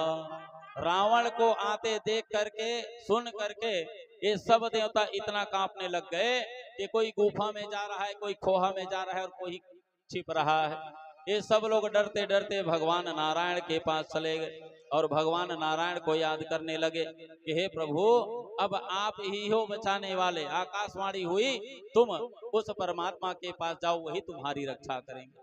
ये सब देवता देखते देखते भगवान नारायण के पास चले गए और नारायण से कहने लगे कि महाराज देखो, ये जो हिरण्यकश्यप है चारों तरफ महाराज कोलाहल मचा दिया है। न हम जी सक रहे हैं न मर सक रहे हैं, ऐसा हमारी स्थिति हो गई है। तो भगवान नारायण ने कहा तुम चिंता मत करो देवताओं। आश्वासन दिया और कहा जब हिरण्यकश्यप अपने पुत्र की हत्या करने को तैयार होगा तभी मैं वहां जन्म लूंगा और तुम लोगों की रक्षा करूंगा। महाराज सब देवताओं को विदा किया। श्री सुखदेव जी महाराज जी कहे कि राजन, कयाधु के गर्भ से 4 पुत्रों का देखते देखते जन्म हुआ। पहला आह्लाद, दूसरा सहलाद और तीसरा अनुहलाद और चौथा प्रहलाद। सबसे छोटा पुत्र हुआ प्रहलाद। प्रहलाद जन्म लेते ही भगवान नाम का संकीर्तन किया करते थे। जन्म लेते ही भगवान नाम लेना प्रारंभ कर दिया था। और जो बचपन में भगवान से प्रेम करता है तो उनका एक लक्षण हमारे गोस्वामी तुलसीदास जी ने कहा है, अगर आपको बचपन से प्रेम हो गया भगवान से और आप जवानी अवस्था में भी आ गए हैं और आप भक्ति कर रहे हैं तो आपकी भक्ति का एक चिन्ह रामचरितमानस में लिखा है। भगवान के सामने बैठे हो या कथा का श्रवण पान कर रहे हो या भगवान की भक्ति करते कीर्तन कर रहे हो तो कीर्तन करते करते मम गुण गावत पुलक शरीरा, गद गद गिरा नयन बहनीरा। आप भगवान की भक्ति करते हो, भगवान का कीर्तन करते हो तो निश्चित रूप से आप भक्ति में लीन हो जाओगे तो आप उसी के हो जाओगे और आपके आंखों से गद गद गद गद नयनों से नीर बहने लग जाएगा। ये है ओरिजिनल भक्ति। जब आप भक्ति में लीन हो जाओगे तो आपके अगल बगल में क्या हो रहा है उनका आपको आभास भी नहीं होगा और भगवान की कीर्तन में आप लग जाओगे। तो महाराज प्रहलाद बचपन से ही जन्म लेते ही भगवान की भक्ति में ही लग गया था। कै मन तो लागे नहीं कोटिन करो उपाय, लागे फिर तो ना छूटे प्राण रहे की जाए। भगवान के प्रेम में अधीन हो गया महाराज प्रहलाद। महाराज प्रहलाद 24 घंटा भगवान का याद करता था, कीर्तन करता था। और प्रहलाद 5 वर्ष के आयु में ही महाराज भगवान को प्राप्त कर लिए थे। महाराज प्रहलाद जब देखते देखते उनकी उम्र बढ़ी, 5 वर्ष का हो गया, तो हिरण्यकश्यप महाराज ने सोचा, अरे अभी 5 साल का हो चुका है, कम से कम इसको स्कूल में दाखिला कराया जाए। ये सोच करके महाराज हिरण्यकश्यप उनको दाखिला कराने के लिए वहां जो संडामर्क का जो स्कूल है वहीं ले जा करके सुंदर उनका दाखिला करा दिया। तो महाराज प्रहलाद मन में सोचने लगे, अरे जो मैं पढ़ने जा रहा हूं वो तो मेरे भीतर वो ज्ञान सब भरा हुआ है, और उसको पढ़ करके मैं क्या करूंगा। पढ़ पढ़ के पंडित भया, मूर्ख भया न कोय, ढाई अक्षर प्रेम का, पढ़े सो पंडित होय। महाराज प्रहलाद कहे कि ये सब ज्ञान तो मेरे भीतर है, लेकिन मेरे पिताजी अगर भेजना चाहते हैं तो मैं चला जाता हूँ। महाराज प्रहलाद आज संडामर्क के स्कूल में चले गए, और वहां जितने भी दैत्य संतान थे वो उन्हीं लोगों का स्कूल था।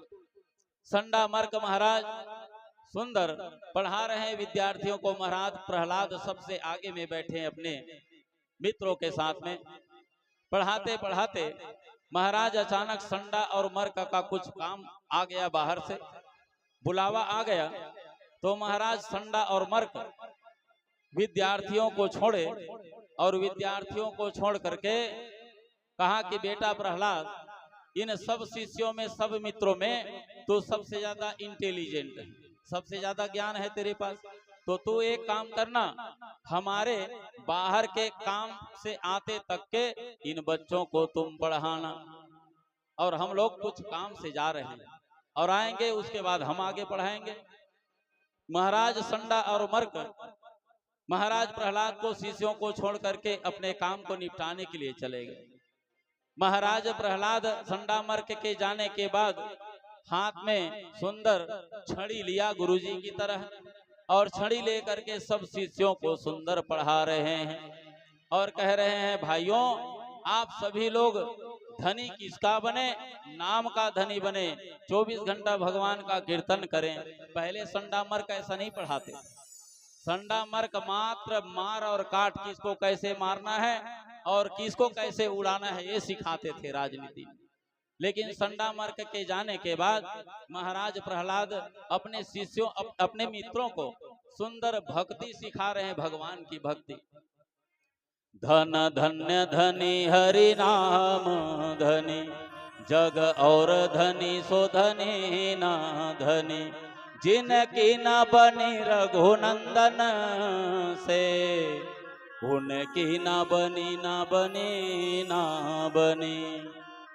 वह देह नहीं जिसने जग में कबहू पर काज निभाया नहीं, जीबिया वह काट गिरे जिसमें हरि नाम सुधा बरसाया नहीं।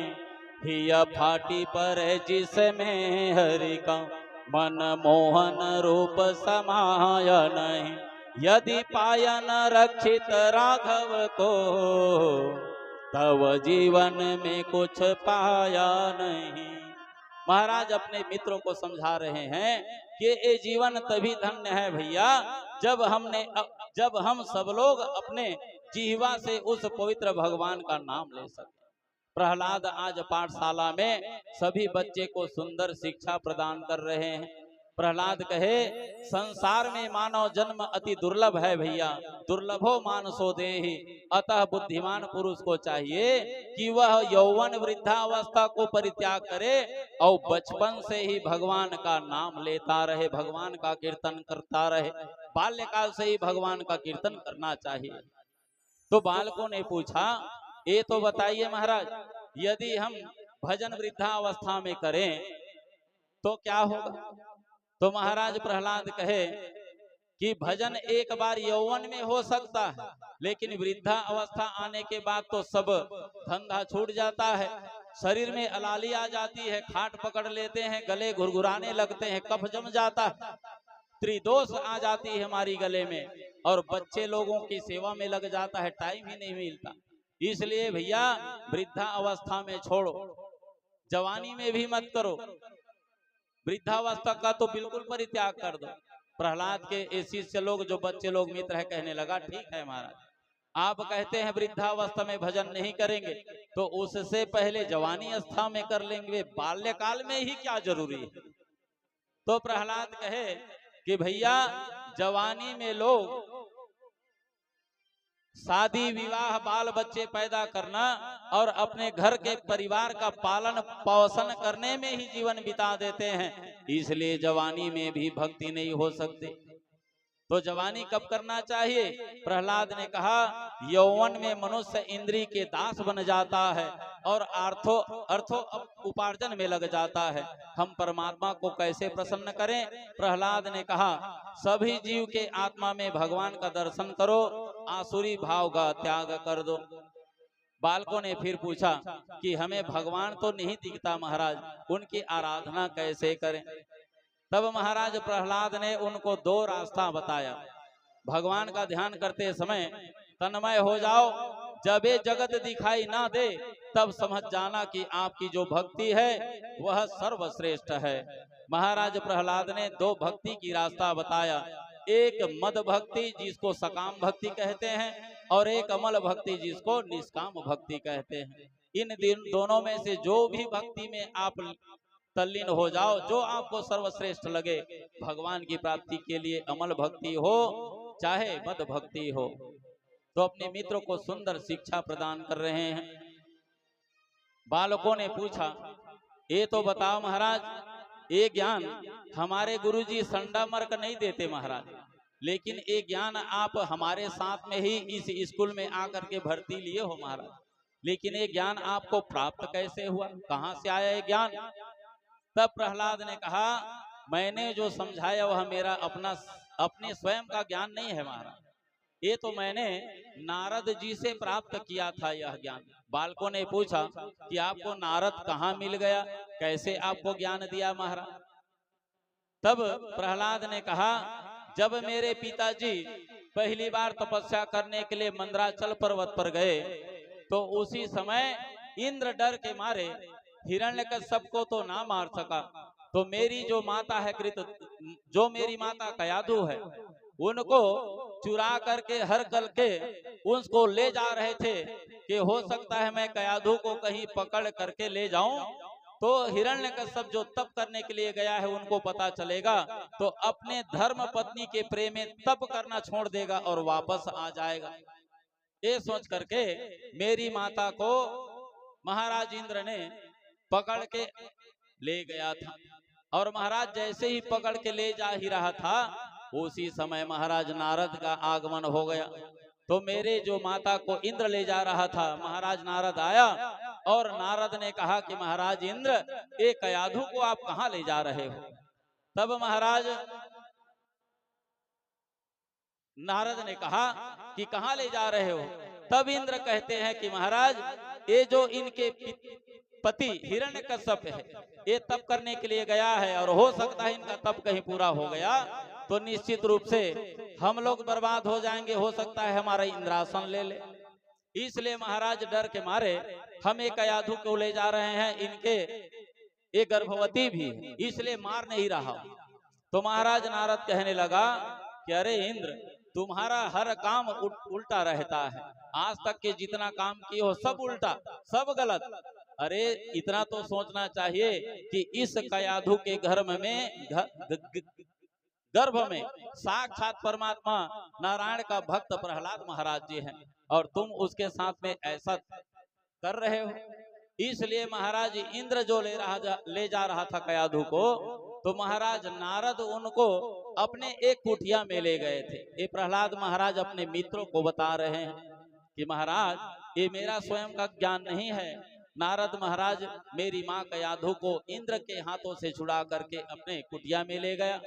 और कुटिया में ले जाकर के मैया कयाधु सुंदर उस आश्रम उस कुटिया का साफ सफाई करती और साफ सफाई करके सुंदर उस आश्रम में रहती और महाराज नारद जी के द्वारा सत्संग सुना करती थी और मैं गर्भ से ही उस सत्संग को सुना करता था। गर्भ में ही मुझे उतना ज्ञान प्राप्त हो चुका था।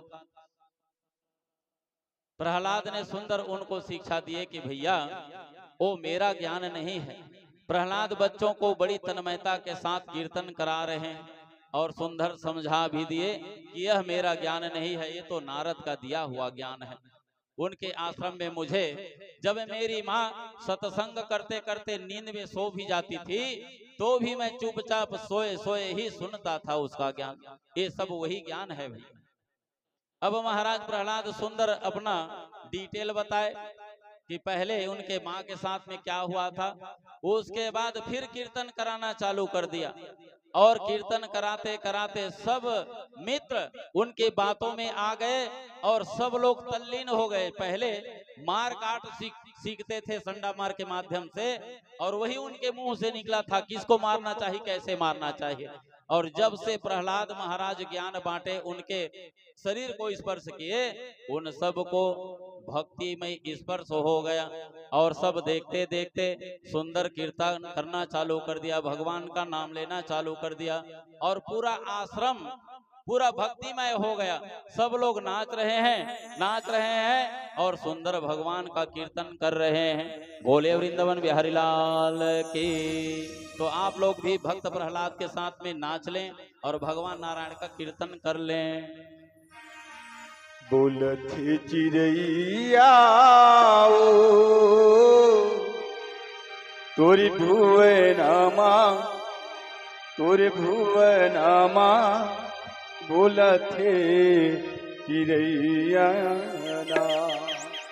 सभी लोग ताली बजाइएगा।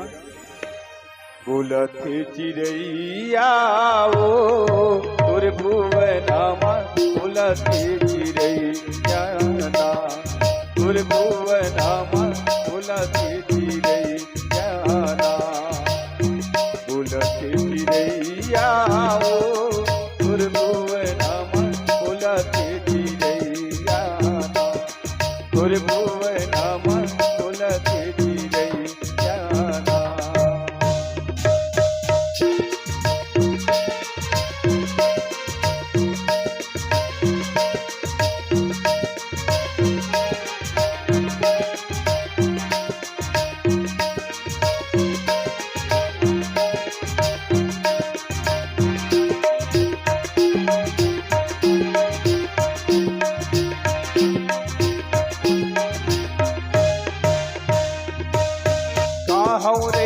कारी कोयलिया कहर के बिगड़ा, कहाँ रे लाली परियोना कहाँ सुवन के जात, कहाँ रे कारी कोयलिया कहाँ के बिगड़ा, कहाँ रे लाली परियोना कहाँ सुवन के जात। बोलथे चिड़ैया ना तोर भुवनमा बोलथे चिड़ैया, तोर भुवनमा बोलथे चिड़ैया।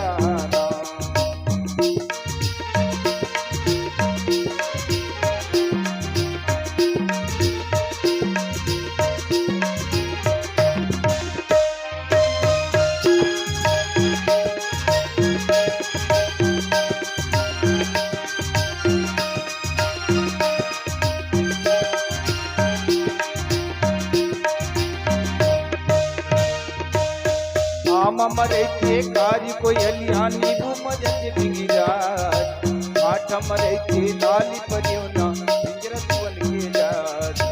आम मरे थे कारी कोयलिया नीबू मजन बिगिराज, आठ मरे थे लाली परियोना पिंजरा पियन के जात। बोलथे चिड़ैया ना तोर भुवनमा बोलथे चिड़ैया, तोर भुवनमा बोलथे चिड़ैया।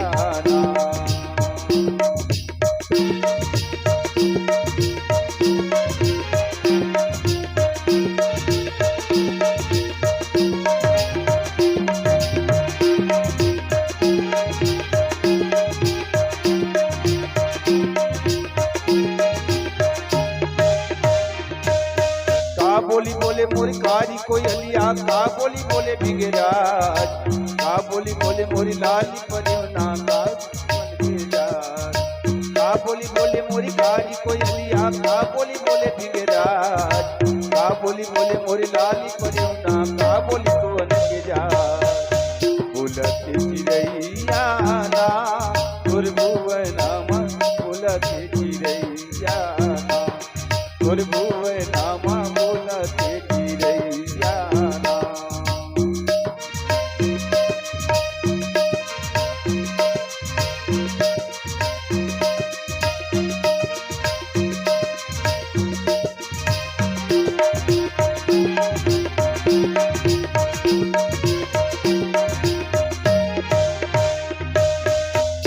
बोले मोरे काली कोयलिया तीसी परी बिगराज, की परत हे लाली परिवना राम सुवन के जात।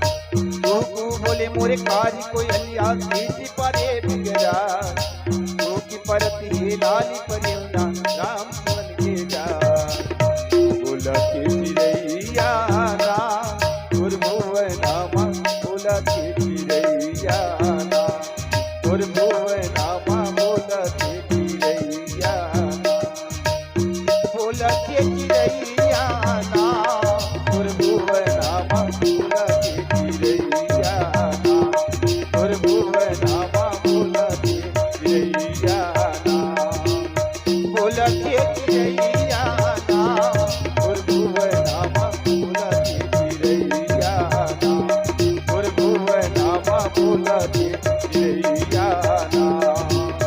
बोलते चिड़ैया ना भुवना मा, बोलते चिड़ैया ना भुवना मा, बोलते चिड़ैया ना भुवना मा, बोलते चिड़ैया ना भुवना मा, बोलते चिड़ैया ना भुवना मा, बोलते चिड़ैया ना। बोल दे कृष्ण भगवान की जय। महाराज प्रहलाद अपने मित्रों को सुंदर कीर्तन करा रहे हैं, सब लोग झूम कर नाच रहे हैं, सब लोग तन्मय हो गए हैं भगवान नारायण के ध्यान में। महाराज संडामर्क जो उनके गुरुजी हैं, वो देखते देखते अपना जो कार्य है बाहर से निपटा करके जब आए तो देखते क्या है आश्रम में कि जितने भी उनके शिष्य हैं प्रहलाद मिल करके झूम झूम करके नाच रहे हैं और भगवान की नारायण की सुंदर कीर्तन कर रहे हैं। ये संडामर्क महाराज आश्रम में आए और आश्रम में आ करके ये जो हमारे दुश्मन नारायण है इसका ये लोग कीर्तन कर रहे हैं। अगर महाराज हिरण्यकश्यप को पता चल गया तो इन लोगों को जो दंड मिलेगा वो तो मिलेगा ही, लेकिन इनके साथ में भी जो मेरा मंथली बन रहा है, गुरुजी बन करके पढ़ा रहा हूँ, वह खत्म हो जाएगा और हो सकता है मेरी प्राण भी ना ले दे। ये सोच करके महाराज संडामर्क जा करके प्रहलाद के भुजा को ऐसे पकड़े, चुप कराने के लिए, रोकने के लिए। अब जब उनके भुजा को पकड़े तो महाराज प्रहलाद की भक्ति का पावर ऐसे संडामर्क को लगा कि स्वयं संडामर्क वैसे ही परिवर्तित होगा जैसे भक्त प्रहलाद और उनके मित्र परिवर्तित हो गए थे। ये संडा और मर्क ये भी नाचने लग गए उन्हीं के साथ में, प्रहलाद महाराज और उनके मित्र के साथ में। वह भी कीर्तन करने लग गया, वह भी झूम झूम करके नाच रहा है। जब पूरा कीर्तन हो गया, संडामर्क का भी मन बदल गया, वह भी पवित्र हो गया भगवान का नाम लेकर के उनके कीर्तन से। महाराज हिरण्यकश्यप अपने राजमहल से एक दो सैनिक को भेजे और कहे तुम एक काम करो भाई, तुम जा करके हमारे पुत्र जो प्रहलाद संडामर्क के आश्रम में है वो जा करके देखो कि वो पढ़ रहा है कि नहीं पढ़ रहा है, क्या पढ़ रहा है, कैसा कर रहा है। इधर तन्मय से सुंदर प्रहलाद महाराज उनके भक्त और संडामर्क झूम करके नाच रहे हैं, इधर हिरण्यकश्यप महाराज सैनिकों को भेजा। जैसे ही सभी सैनिक आश्रम पर आए तो आश्रम में आते ही देखता क्या है कि भक्त लोग शिष्य लोग तो कीर्तन कर ही रहे हैं, साथ में जो गुरुजी संडा और मर्क है वह भी उन्हीं के साथ में नाच रहा है। ये महाराज रथ से उतरे, भाला लिए थे और वहां से चिल्लाते हुए आए कि तुम लोग हमारे दुश्मन का नाम ले रहे हो, उसका कीर्तन कर रहे हो। और जैसे ही पास में आकर के संडा मर को चुप कराने के लिए पकड़े तो ये जो सैनिक उस राजमहल से आए थे वह भी भगवान नारायण के ध्यान में लग गए। और जैसे संडा मर्क पागल हो चुका था वैसे ही हिरण्यकश्यप के द्वारा भेजा गया सैनिक वह भी भक्ति में लीन हो गए। वह भी नारायण नारायण कहने लगा, वह भी झूम करके नाचने लगा। अब जब बहुत देर हो गया, एक जून पूरा समाप्त हो गया, तब महाराज हिरण्यकश्यप मन में सोचे कि इतना देर हो गया सैनिक को भेजे हुए और ये सैनिक कैसे वापस नहीं आया है। ये सोच करके फिर एक आध दो सैनिक को भेजे। एक आध दो सैनिक जब गए तो देखते देखते संध्याकालीन हो गई और वह भी वापस नहीं आया, क्योंकि उनको भी जा करके वो भगवान नारायण की भक्त प्रहलाद की करंट लग चुका था।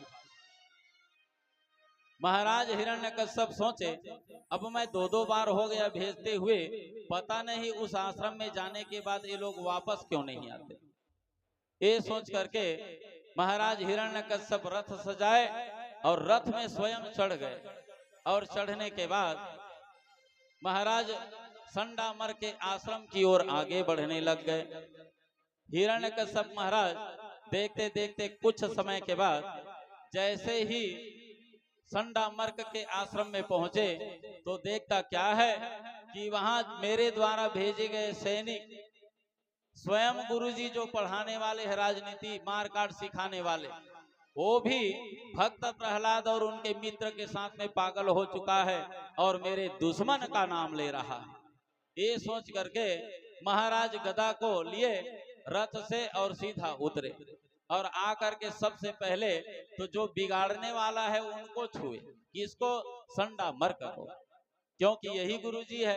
हो सकता है आज तक के मैं इनको ऐसे पढ़ाते नहीं देखा हूँ, ऐसा ज्ञान देते नहीं देखा हूँ, और आज कैसे मेरे दुश्मन का नाम लिवा रहा है। हो सकता है तनख्वाह तो ये मेरा लेता है, लेकिन हो सकता है कहीं मेरे दुश्मन का गुप्तचर हो, इसीलिए इनको अलग शिक्षा दे रहा है, मेरे खिलाफ खड़ा कर रहा है। ये सोच करके महाराज हिरण्यकश्यप जैसे ही महाराज संडामर्क को छुए तो कुछ नहीं हुआ, प्रहलाद को छुआ फिर भी इनको करंट नहीं लगा। उनके सैनिक आए थे एक बार तो संडामर्क को छुए, महाराज प्रहलाद को छुए तो उनके भक्ति में लीन हो गए। जब दूसरी बार आए तो उनके सैनिक वह भी भक्ति में लीन हो गए। मतलब जो भी संडामर्क के आश्रम में आया प्रहलाद के समीप में, वह सब उन्हीं भगवान नारायण के भक्ति में डूब गए, सब नाचने लगे, गाने लगे। लेकिन मात्र हिरण्यकश्यप आया और सबको छुआ, लेकिन उसको किसी भी प्रकार के करंट नहीं लगी, किसी भी प्रकार का उनको भक्ति का रंग नहीं चढ़ा। क्यों? क्योंकि महाराज हिरण्यकश्यप नास्तिक था। थोड़ा बहुत आस्तिक रहता तो बिल्कुल उसके टच करने पर, स्पर्श करने पर उनको भक्ति का लाइन चढ़ जाता। और दूसरी बात, जो बल्ब अच्छा होता है उसको अर्थिंग और फेस में वायर में लगा दोगे तो एक बार में जल जाएगा, और जो पहले से चीज है उसमें कहीं आप अर्थिंग फेस लगा दोगे तो दिन भर हल्दी बल्दी करोगे तो भी नहीं जलेगा। तो ये जो हिरण्यकश्यप महाराज है वो फीज हुआ बल्ब है, इसलिए उनको भक्ति का चस्का नहीं चढ़ा। और देखते देखते महाराज प्रहलाद को पकड़ा और प्रहलाद को पकड़ करके सीधा उठाया और उठा करके जिस शिक्षा के लिए मैं तुमको यहाँ भेजा था तू उसका विपरीत कर रहा है, ये सोच करके धड़ाम से पृथ्वी में पटक दिया प्रहलाद महाराज को। और जैसे ही धड़ाम से पृथ्वी पर पटका तो पृथ्वी मैया अपना पुत्र समझ करके उनको धीरे से उठा ले। फिर महाराज प्रहलाद को अपने घर ले गया रथ में चढ़ा करके, और रथ में चढ़ा करके राजमहल में जैसे ही पहुंचा तो कुछ दिन तक के महाराज प्रहलाद को अपने साथ में ही रखा। जब कुछ दिन बीत गया फिर संडामर्क को बुलाया और बुला करके महाराज प्रहलाद को बार बार समझाया कि जो गलती उस बार किया था, इस बार कहीं दोबारा वो गलती हुआ तो ये समझ लो प्रहलाद, मैं तुम्हारी मृत्यु का कारण होऊंगा, मैं तुम्हें मार दूंगा, भले तुम मेरे बेटे हो। महाराज प्रहलाद को इतना समझाए और समझाने के बाद महाराज प्रहलाद को फिर उसी आश्रम में भेज दिया। जैसे ही आश्रम में महाराज संडामर्क के संपर्क में गए तो महाराज संडामर्क रोज अपना शिक्षा देते थे मारकांड का। महाराज प्रहलाद तो वैसे ही पहले से ज्ञानवान थे, नारद जी के द्वारा सब जो सीखना था वो सीख गया था। महाराज प्रहलाद शिष्यों के साथ में बैठा जरूर रहते थे, लेकिन महाराज संडामर्क जो भी बात बताते इस कान से सुनते उस कान से निकाल देते थे, क्योंकि जानते थे ये मार काट बस सिखाएंगे। अब जब 2-4-6 महीना हो गया तो महाराज हिरण्यकश्यप फिर मन में विचार किया, उस बार गया था तब तो ये सब लोग मेरे दुश्मन का नाम ले रहे थे, अब देखता हूं इतना समझाने के बाद अब ये 6 महीने में इनका और क्या परिवर्तन हुआ। ये सोच करके महाराज हिरण्यकश्यप उस आश्रम में चले गए जिस आश्रम में संडामर्क सुंदर प्रहलाद महाराज जी को पढ़ा रहे थे। जैसे ही उस आश्रम में पहुंचे तो पहुंचने के बाद महाराज संडामर्क से मिले और जितने भी शिष्य सबसे मिले। महाराज हिरण्यकश्यप उनके पुत्र को बुलाया गया और पुत्र को बुला करके महाराज कहा कि अब 1-2 हफ्ते की छुट्टी है, 6 महीने हो गए वैसे भी तुमको राजमहल से निकले और हमारा मन हुआ और तुम्हारी माँ कयाधु का देखने का मन हुआ तो मैं तुमको राजमहल ले जाने के लिए आया हूं। महाराज हिरण्यकश्यप प्रहलाद को अपने रथ पर सवार किए बैठाए और बैठा करके सुंदर अपने राजमहल की ओर ले गए। जैसे ही महाराज राजमहल में पहुंचे, मैया कयाधु जो महाराज प्रहलाद उनके आंखों का तारा है, उतने दिन से प्रतीक्षा कर रही थी, आज प्रहलाद को देखने का सौभाग्य उनको प्राप्त हो गया। मैया कयाधु अपने पुत्र को प्राप्त करके प्रसन्न हो गई और जैसे ही राजमहल में गए महाराज प्रहलाद तो मैया कयाधु अपने अंकों से उनको भर ली, चूमने लगी, चाटने लगी और बहुत दिन के बाद देखी थी इसलिए उनका जो प्रेम है और गदगद हो गया। मैया कयाधु से प्रहलाद महाराज मिले और उसके बाद मैया कयाधु अपने राजमहल के अन्य कामों में लग गए। रात्रि विश्राम हुई, भोजन किया, विश्राम करने के बाद प्रातः काल सब लोग अपना सुंदर स्नान पूजन किए और उसके बाद राज सिंहासन पर महाराज हिरण्यकश्यप बैठे थे। महाराज प्रहलाद वहीं पर आए। महाराज प्रहलाद जैसे ही आए तो हिरण्यकश्यप ने उनको अपने गोद में बिठा लिया और अपनी गोद में बिठा करके महाराज सुंदर हिरण्यकश्यप अपने पुत्र प्रहलाद के सिर में ऐसे हाथ को घुमा रहा है और उनको लाड लगा रहा है, प्रेम कर रहा है। और प्रेम करते करते महाराज हिरण्यकश्यप उस प्रहलाद से पूछ बैठे कि ये तो बताओ बेटा, तुम इतने दिन तक के आश्रम में रहे और उस आश्रम में रहते रहते संडामर्क ने तुमको क्या शिक्षा दिया, तुम वहां उतना दिन रहे, तुमको क्या शिक्षा मिला है। तब महाराज प्रहलाद कहने लगे कि महाराज मैं इतना दिन तक के उस आश्रम में रहा, महाराज मैं इतने दिन में 9धा भक्ति सीखा हूं महाराज। क्या? श्रवणम कीर्तनम विष्णु स्मरण पाद सेवनम अर्चनम वंदनम साख्यम आत्म निवेदनम। महाराज मैंने 9धा भक्ति सीखी है। श्रवण में सुनना, कीर्तन मतलब कीर्तन करना, स्मरण मतलब ध्यान करना, पाद सेवन मतलब प्रणाम करना। पाद सेवनम प्रणाम करना, अर्चन मतलब पुष्प पत्र और वंदन मतलब प्रणाम, दास मतलब नीचे बैठना। सखा श्रोता वक्ता समभाव और आत्मनिवेदन मतलब भगवान पर विश्वास करना। श्रवण करने में सबसे अच्छा था महाराज रामायण में भरद्वाज महाराज जी और गरुड़ जी। कीर्तन करने में सुतीक्ष्ण हुए और स्मरण करने में भगवान शिव जो अपने इष्ट देव रघुवीरा को 24 घंटा ध्यान में लीन रहा करते थे। पाद सेवन में केवट और सबरी जैसा कोई नहीं हुआ। अर्चन करने में महाराज जनक जैसे, वंदन प्रणाम करने में हनुमान जैसे, सबरी जैसे और दास नीचे बैठने में हनुमान जैसा और सखा भाव श्रोता वक्ता समभाव में महाराज सुग्रीव और निषाद जैसा और आत्मनिवेदन करने में भगवान पर विश्वास करने में लोमस मुनि जैसा आज तक कोई भक्त नहीं हुआ है। तो महाराज मैं इस प्रकार से नवधा भक्ति सीखा हूं महाराज।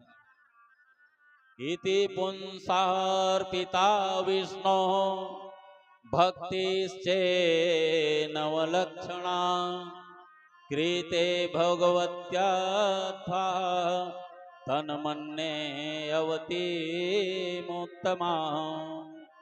यदि भगवान के प्रति समर्पण के भाव से यह 9 प्रकार की भक्ति की जाए तो हे पिताजी उसको उत्तम अध्ययन समझना चाहिए। महाराज प्रहलाद अपने हिरण्यकश्यप पिता को नवधा भक्ति प्रदान कर रहे हैं और नवधा भक्ति सिखा रहे हैं। महाराज प्रहलाद के बताए हुए उस शिक्षा को महाराज हिरण्यकश्यप सुने तो उनके गुस्सा का तो पारावार ना रहा। क्रोध अवस्था में आ गया, उनकी आंखें लाल लाल हो गया और गुस्सा के मारे उनके होंठ तड़फड़ाने लगे। नवधा भक्ति श्रीमद् भागवत में कहा गया है। श्रवण में महाराज राजा परीक्षित जैसा, कीर्तन में नारद जैसा, स्मरण में प्रहलाद और सुखदेव जैसा, पाद सेवन में लक्ष्मी और 16,000 गोपी जैसी, अर्चन में महाराज पृथु जैसा और वंदन में अक्रूर जैसा, दास भाव में श्री हनुमान जैसा, सखा भाव में अर्जुन एवं सुदामा जैसा और आत्मनिवेदन जैसे राजा बलि जैसा। अब नवधा भक्ति 9 प्रकार की होती है रामचरितमानस में, तो आप लोग सब लोग सुनते ही। अब नवधा भक्ति में एक लक्षण का विशेष बता दूं, जैसे श्रवण में एक ही भक्ति है और एक ही के विषय में अगर आप समझ गए तो नवधा भक्ति का पूरा डिपार्टमेंट समझ जाओगे। श्रवण में जैसे कोई कथा सुन ले और सुनने के बाद वह पूरा अपने जीवन में उतार ले, वह श्रवण भक्ति है। जैसे एक जगह ऐसे ही कथा हो रहा था और कथा का श्रवण पान कई भक्त कर रहे थे। महाराज एक बालक था, वह बालक कम पढ़ा लिखा था और गरीब भी था। वह सुना था महाराज जी से भागवत कथा में कि हमारे जो भगवान कन्हैया हैं वो वृंदावन में रहते हैं और प्रातः कालीन गाय को पकड़ करके बांसुरी बजाते हुए गाय का चारण करते हैं। अब उसने कहा था कि कथा में सुनने के बाद जीवन में कुछ उतारना चाहिए।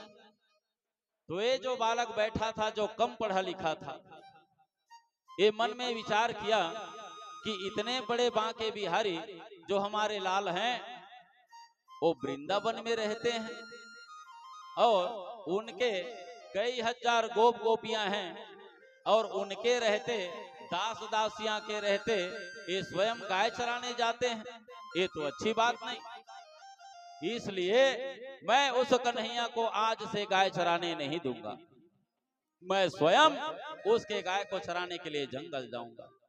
ये छोटा सा बालक है, 10-12 साल का, पढ़ा लिखा कम था।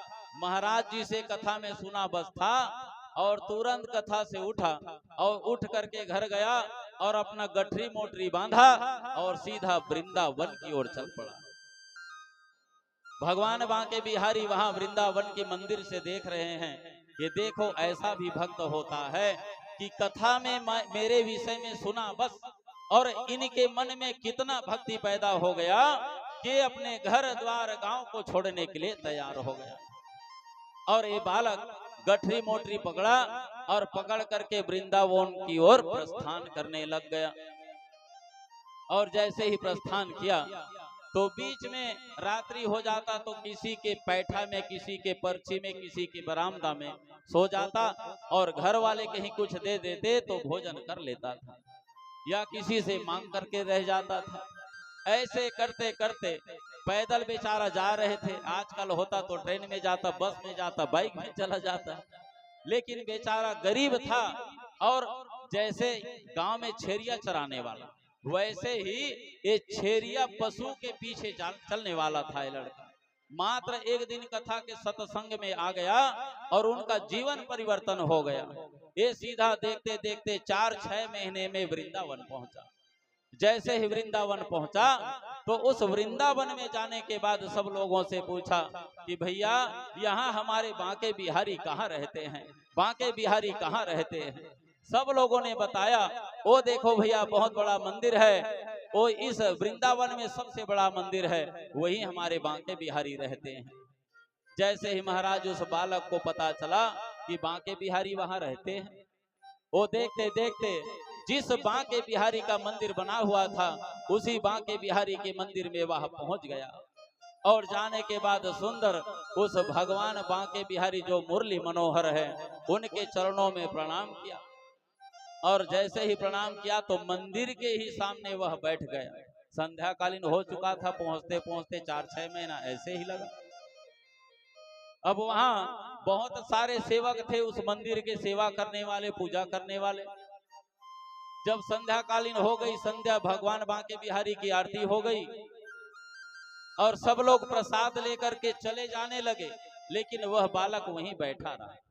वह बालक भी प्रसाद लिया और कहा, महाराज मुझे थोड़ा ज्यादा प्रसाद चाहिए, मैं पेटू हूं, मैं ज्यादा भूख लगता है महाराज, थोड़ा ज्यादा दे दीजिए प्रसाद। तो 4 जने जो प्रसाद लेते हैं उतना वो अकेला बेचारा ले लिया, क्योंकि गांव देहात का था, गरीब आदमी था। और जो ज्यादा मेहनत करते हैं उनको भूख भी ज्यादा लगती है और भोजन भी ज्यादा करते हैं, इसलिए महाराज वो थोड़ा ज्यादा लिया और सुंदर प्रसादी ले लिया।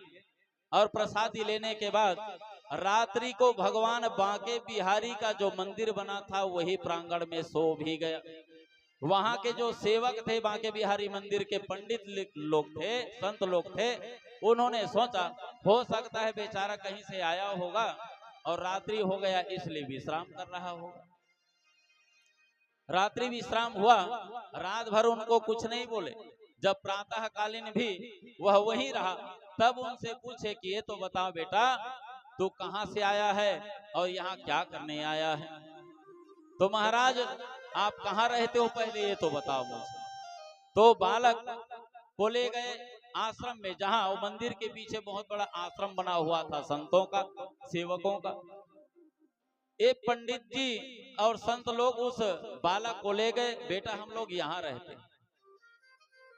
अब वो जो बालक है वो संत है, जो मुखिया है, उनको डांट रहे हैं, इतने बड़े बड़े नौकर चाकर है यहाँ, इतने बड़े संत हो, ब्राह्मण हो, और हमारे बांके बिहारी मंदिर में खड़े रहते हैं, और तुम लोग इतने बेवकूफ हो कि उनको गाय चराने के लिए भेज देते हो।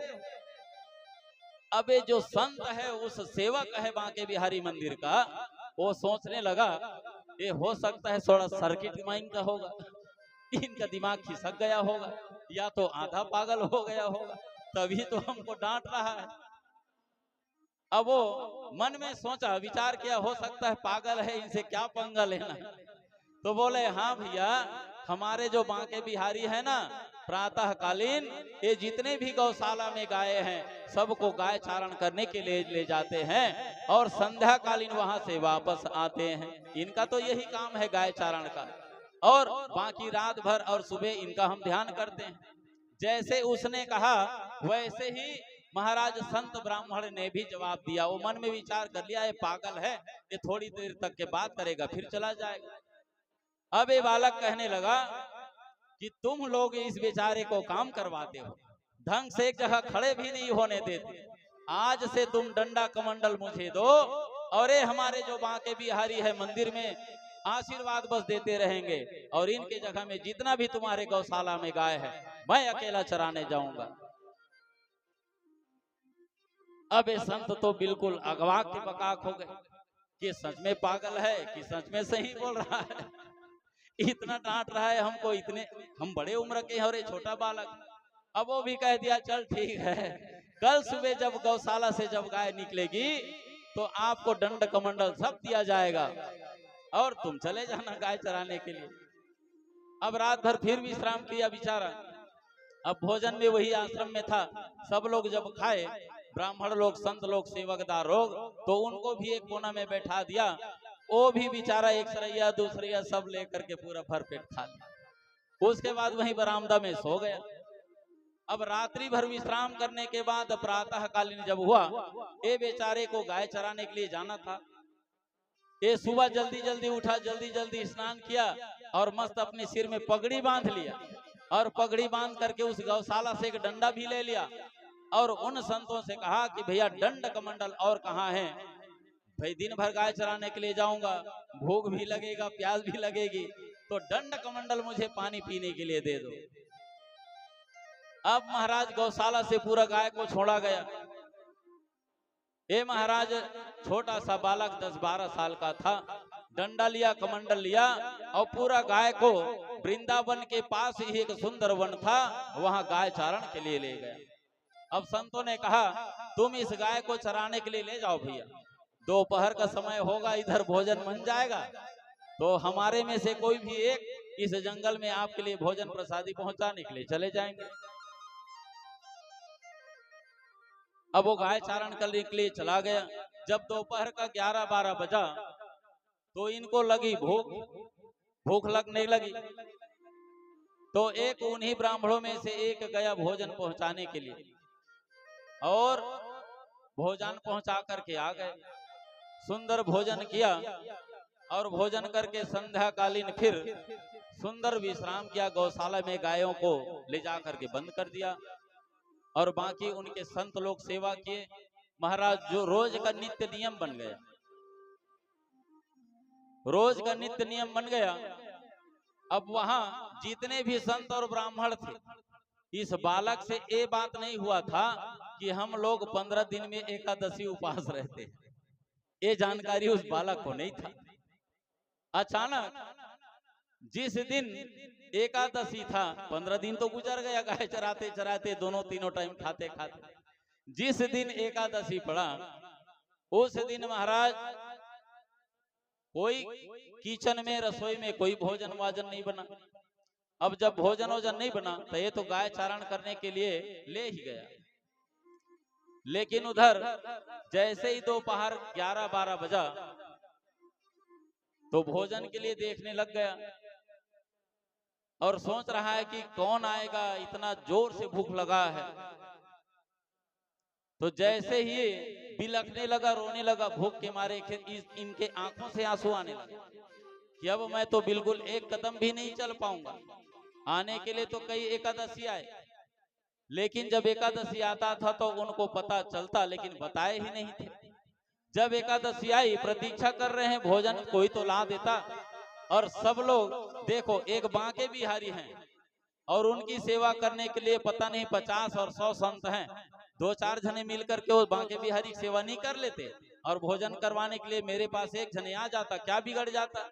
तो जितने भी वहां संत हैं सब लोग वहां लगे हुए हैं बैकूफ जैसे, और मैं अकेला यहाँ बैकूफ जैसे गाय चरा रहा हूँ। और देखो इतने गौशाला के गाय को मैं अकेला संभाल रहा हूँ, और ये सब संत मिलकर के बांके बिहारी के पूजा में लगे हुए। किसी के पास टाइम नहीं है मेरे भोजन का, मेरे भूख का, किसी को चिंता नहीं। बस वो चिल्ला रहे हैं और एक वृक्ष के नीचे बैठे हुए हैं। उसी समय महाराज उस बालक, जब उनके आंखों से आंसू भी आने लगे भूख के मारे, तो पीला पीतांबर पहने हुए स्वयं साक्षात भगवान बांके बिहारी उनके लिए भोजन अलग कर ले आए। सुंदर उनके पीला पीतांबर पहना हुआ है, मोर मुकुट धारण किया हुआ है, बाजू पर भुजा बाजूबंद लगा हुआ है, हाथों में कंगन पहना हुआ है और पैरों में पैजुनी पहना हुआ है। छम छम की आवाज भगवान बांके बिहारी के पैरों से आ रही है और सुंदर ऐसे सिर में सुंदर भोजन की वो कटोरा पकड़ा हुआ है, टिफिन पकड़ा हुआ है।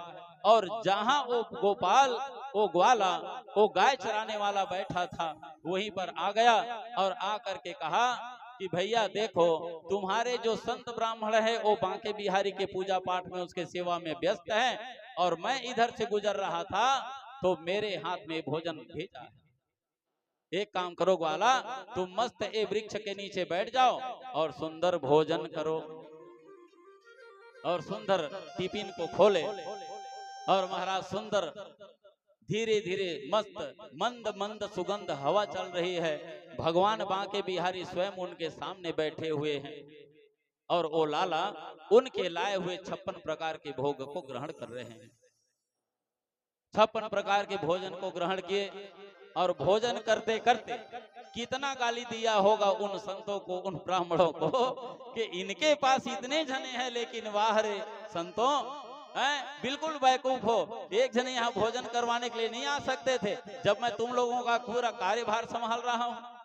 ऐसे होते हैं भैया करके उन्हीं को और बोल रहे हैं भगवान बांके बिहारी, आपको भेज दिया फालतू परेशान करने के लिए। भगवान बांके बिहारी सब कुछ जानते हैं, उनके गालियों को भी सुन रहे हैं कि संतों को दे रहा है, और मंद मंद मुस्कान कर रहे हैं, और उनके ऊपर तरस भी आ रही है, दया भी आ रही है कि ये बालक है तो 10-12 साल का, लेकिन कितना सरल है, ये मात्र एक नौधा भक्ति में श्रवण को ही सुन करके इनके जीवन परिवर्तन हो गया। भगवान बांके बिहारी उनको सुंदर भोजन करवाए और भोजन करवाने के बाद जहां से आए थे अंतर ध्यान हो गए। संध्या कालीन हुई, अब सब गाय को इकट्ठा करके एक गोपाल कहां ले गए, जहां वो गौशाला में बांधा हुआ था, ले जा करके बांध दिया। और बांधने के बाद मंदिर में आया उन लोगों को फिर सुनाने के लिए। पहले तो अकेला सुनाया था, अब सामने में डांटूंगा, ये सोच करके सब संतों जितने भी उस बांके बिहारी के मंदिर में सेवादार थे, वो संत को, महंत को, ब्राह्मणों को, सबको बुलाया। आज मैं इन सबका खबर लूंगा। और सबको बुला लिया और सामने में खड़ा करके कहा कि अरे ब्राह्मणों, अरे संतों, अरे बांके बिहारी के मंदिर में कितने लोग लगते हो सेवा करने के लिए, मैं एक अकेला इतने 1000 गाय को चराने के लिए अकेला समर्थ हूँ, तो तुम 2-4 यहाँ लग जाते, एक आध तो कम से कम भोजन पहुंचाने चले जाते, दूसरे के हाथ में भोजन भिजवाए हो। तो ये सब संत लोग सटाक रह गए। अरे भैया, हम कहाँ खाना भेजवाए हैं आपके लिए भोजन, अरे हमारे किचन में, रसोई में तो आज भोजन ही नहीं बना है, हमने आज भोजन ही नहीं बनाया है।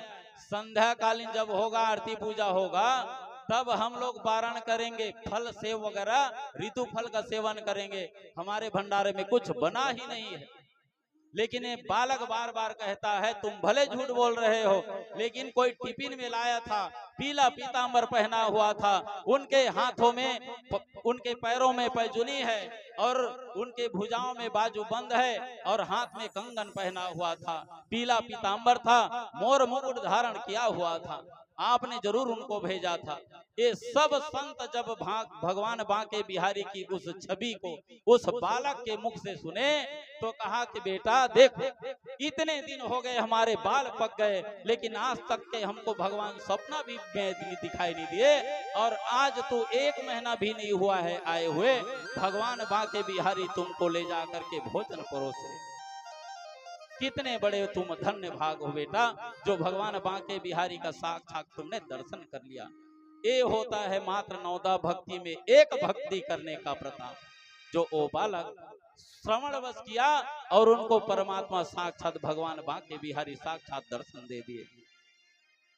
हिरण्यकश्यप क्रोधित हुआ, और क्रोधित होने के बाद उसको चिल्लाने लगा कि अरे प्रहलाद, इस नौदा भक्ति का बखान तू मेरे सामने करता है, और जिस शिक्षा के लिए तुमको मैं भेजा था, आज तू उस शिक्षा को भूल गया।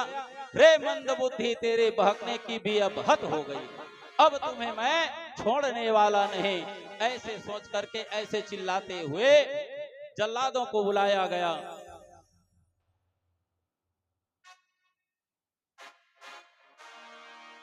महाराज हिरण्यकश्यप जल्लादों को बुलाया और कष्ट देना प्रारंभ कर दिया। जितने भी सैनिक है सबको बुला लिया और कहा, ए बालक प्रहलाद अब जीने के लायक नहीं है, किसी भी कीमत में इसकी मृत्यु होना ही चाहिए। ये सोच करके जल्लादों को बुला लिया। दंता गजाननाम पुलिसाग्रनिष्ठुर शीर्ण यदेते न बलम ममे तत् महाविपत्ताय विनाशो अयम जनार्दन नानो स्मरणनो भाव। जल्लादों को बुलाया गया और उनके द्वारा मरवाया गया, लेकिन जल्लाद के द्वारा भी महाराज प्रहलाद नहीं मरे। उसके बाद हाथी से कुचलवाने का प्रयास किया गया, हाथी से भी कुचलवाया, लेकिन महाराज हाथी जब कुचल रहे थे अपने पैरों से, तो महाराज प्रहलाद भगवान नारायण का संकीर्तन कर रहे थे और संकीर्तन करते करते ही महाराज प्रहलाद बच गए। फिर सांप को लाया गया, सर्प को बुलवाया गया, एकदम जहरीला विषैला। उसके बाद भी महाराज प्रहलाद को कुछ नहीं हुआ, डसवाया गया। भगवान का नाम का संकीर्तन कर ही रहे हैं। बिच्छू से डंक मरवाया गया, गरम जल से और खौलते तेल से भी उनको स्नान करवाया गया, उस कड़ाही में डाला गया। उसके बाद भी भगवान प्रहलाद बच गए, नहीं मरे। पर्वत में ले जाया गया, तो जिस समय पर्वत में ले जाया गया तो सैनिकों ने उनको समझाया कि बेटा प्रहलाद, तू अभी 5 साल का है रे, और तुम्हारे पिता का बात मान ले। अब तक तू भले तुम्हें कष्ट दिया गया, तू बच गया, लेकिन बेटा ये कई किलोमीटर का पहाड़ी है, यहाँ से अगर पर्वत से हम तुम्हें धक्का मारेंगे तो तुम्हारा शरीर में छोटा सा टुकड़ा भी नहीं दिखाई देगा। इसलिए बेटा हम भी समझा रहे हैं, तुम अपने पिता का बात मान लो। लेकिन महाराज प्रहलाद कहे, नहीं सैनिकों, आपको जो काम सौंपा गया है भैया आप वही काम करिए, आप मेरे चिंता मत करिए। मेरा चिंता करने वाले तो वो परमात्मा है। जाको राके साइया मार सके ना कोई, बाल न बांका कर सके जो जग बैरी हो। मारने वाला ऊपर वाला है, बचाने वाला ऊपर वाला है। जब तक के वो ऊपर वाला मेरा परमात्मा है, मैं किसी का चिंता नहीं करता। आपको जो करना है, आपको जो सौंपा गया है वो सब करिए। महाराज सैनिकों को ऐसा और आश्वासन दे दिया। तो महाराज प्रहलाद को देखते देखते उस पहाड़ से भी गिरा दिया गया। जब पहाड़ से भी गिरा दिया गया, पहाड़ से भी जब गिरा तो भगवान नारायण साक्षात आकर के उनको कमल फूल में रोक लिए, उनका रक्षा कर दिया। महाराज सैनिक वहां से धक्का दिए, फिर अपने राजमहल में आ गए। महाराज प्रहलाद कुछ देर के बाद उस पहाड़ से गिरने के बाद भी चलते चलते पैदल फिर अपने राजमहल में प्रवेश किए। जैसे ही राजमहल में प्रवेश किए, महाराज हिरण्यकश्यप की नजर पड़ी। अरे सैनिकों, तुमको मैंने मारने के लिए भेजा था, पहाड़ से धकेलने के लिए, क्या तुमने धक्का नहीं दिया? तब सैनिकों ने कहा, नहीं महाराज, हम तो बल्कि मारने से पहले 1000 बार और समझाए महाराज कि अपने पिता को ही परमात्मा मान लो, अपने पिता का हर बात मानो, और वो दुश्मन जो नारायण है उसका ध्यान त्याग दो। लेकिन महाराज नहीं माने और हम लोगों ने धक्का दिया है महाराज, लेकिन अब बच गया भाई, तो हमारा क्या गलती है। महाराज प्रहलाद को देखे तो फिर उनका जी आग बबूला हो गया। जब आग बबूला हो गया, उसी समय उनकी एक बहन थी जिनको चादर मिला था भगवान ब्रह्मा के द्वारा, ढूंढिका। ये ढूंढिका आई और महाराज हिरण्यकश्यप से कहने लगी कि महाराज क्या बात है, क्या चिंता है, क्या विवाद चल रहा है। तब महाराज हिरण्यकश्यप कहने लगा, देवी बहन ढूंढिका, अरे देखो मैं ये इतना शैतान हो चुका है कि जो मेरा दुश्मन है उसी का पक्ष लेता है और मेरा कोई बात नहीं मानता। इसलिए इनको मैं सर्पों से डसवाया, हाथियों से दबवाया और गरम तेल में डाला, गरम जल में डाला, बिच्छू से डंक मरवाया, पर्वतों से इनको धक्का दिया, लेकिन ये बच गया। चिंता ये है कि इनको मारा कैसे जाए। तो ढूंढिका कहने लगी, महाराज आप इसका चिंता अब छोड़ दीजिए, पहले आप चिंता करते थे, अब इनका चिंता बिल्कुल त्याग दीजिए। अब मैं ब्रह्मा जी से मुझे वरदान मिला है, यह चादर, इस चादर को ओढ़ करके मैं अग्नि के ऊपर बैठ जाऊंगी तो निश्चित रूप से मैं तो बच जाऊंगी, क्योंकि ब्रह्मा के द्वारा मुझे ये चादर मिला है। लेकिन जिसको मैं पकड़ के बैठूंगी वह जल के राख हो जाएगा। और देखते देखते सैनिकों को कहने लगा कि एक काम करो रे, जाओ तुम लोग लकड़ी इकट्ठा करो और बीच चौराहे पर रचो और ढूंढिका के लिए सुंदर आग की लपटें तैयार करो। ये ढूंढिका प्रहलाद को लेकर के बैठेगी और तुम चिंता मत करो, इस बार प्रहलाद बिल्कुल मारा जाएगा। फिर इनके कुछ सैनिक हैं जो प्रहलाद को फिर समझाने की प्रयास कर रहे हैं और कह रहे हैं, बेटा प्रहलाद अब आखिरी बार है रे, अब जितना बार बच गया, लेकिन आग से आज तक कोई नहीं बचा है और तुझे बीच अग्नि में बैठना है और तू नहीं बचने वाला। पहाड़ों से गिरा दिया, बच गया बिच्छू के डंग से, सर्पों के डंग से, तेलों से, गर्म तेल से, गर्म जल से, लेकिन बेटा इस बार अग्नि की प्रज्वलना से नहीं बच पाएगा। इस बार तो सुधर जा और अपना जो हठ है उसका त्याग कर दे। तो महाराज प्रहलाद कहता है, नहीं महाराज, मुझे अटूट विश्वास है उस परमात्मा के ऊपर। गिराने वाले को गिराने दो, उठाने वाला उठा ही लेगा, कहने वाले को कहने दो, समझने वाला समझ ही लेगा, जलाने वाले को जलाने दो, बुझाने वाला बुझा ही लेगा। मुझे उस परमात्मा के ऊपर विश्वास है, अगर वो जलाना चाहता है तो मुझे जलना मंजूर है, लेकिन वो कहेगा तब मैं उसी के ऊपर विश्वास करता हूँ। और जब सर्प से बचाया, हाथियों से बचाया, गर्म तेल से बचाया, गर्म जल से बचाया, उन पहाड़ से भी बचा दिया, तो मुझे विश्वास है इस अग्नि के प्रज्वलना से भी बचाएगा, मुझे विश्वास है। देखते देखते लकड़ियों को इकट्ठा किया गया, सैनिकों ने सुंदर इकट्ठा करके इस ढूंढिका मैया को ले जा करके बैठा दिए, उनका चादर दे दिया गया, चादर ओढ़ करके बैठ गई। और बैठने के बाद महाराज प्रहलाद को बुलाया गया, प्रहलाद को ले जाकर के उनके गोद में बैठा दिया। और जैसे ही प्रहलाद को उनके गोद में बिठाया गया और चारों तरफ से अग्नि प्रज्वलित कराया गया, जैसे ही अग्नि प्रज्वलित हुआ तो महाराज देखते देखते आग की लपटें पकड़ने लगी और मैया ढूंढिका स्वयं जल गई। और प्रहलाद महाराज ज्यों का त्यों भगवान का नाम संकीर्तन करते रहे। जिसको जलना चाहिए वो नहीं जले और जिसको बचना चाहिए वो बच गए। तो अगर किसी ने आपको आशीर्वाद दिया है तो उस आशीर्वाद का भी नाजायज फायदा नहीं उठाना चाहिए। जैसे ढूंढिका को मिला था भगवान ब्रह्मा जी से आशीर्वाद रूपी चादर, तो उसने उसका सदुपयोग नहीं किया बल्कि उनका दुरुपयोग किया, इसलिए उसी दुरुपयोग में जाकर के वो मिल गई। प्रहलाद महाराज बच गए, निकल गए। प्रहलाद जैसे ही उस आग के लपट से बाहर निकले, भगवान नारायण का ध्यान करते हुए, उनका नाम जप करते हुए महाराज हिरण्यकश्यप देख करके फिर चौंक गए, सैनिक लोग चौंक गए कि हम इसको इतना मारने का प्रयास करते हैं, इतना मारने का प्रयास करते हैं, लेकिन ये तो मर ही नहीं रहा है, अब इसके लिए क्या किया जाए।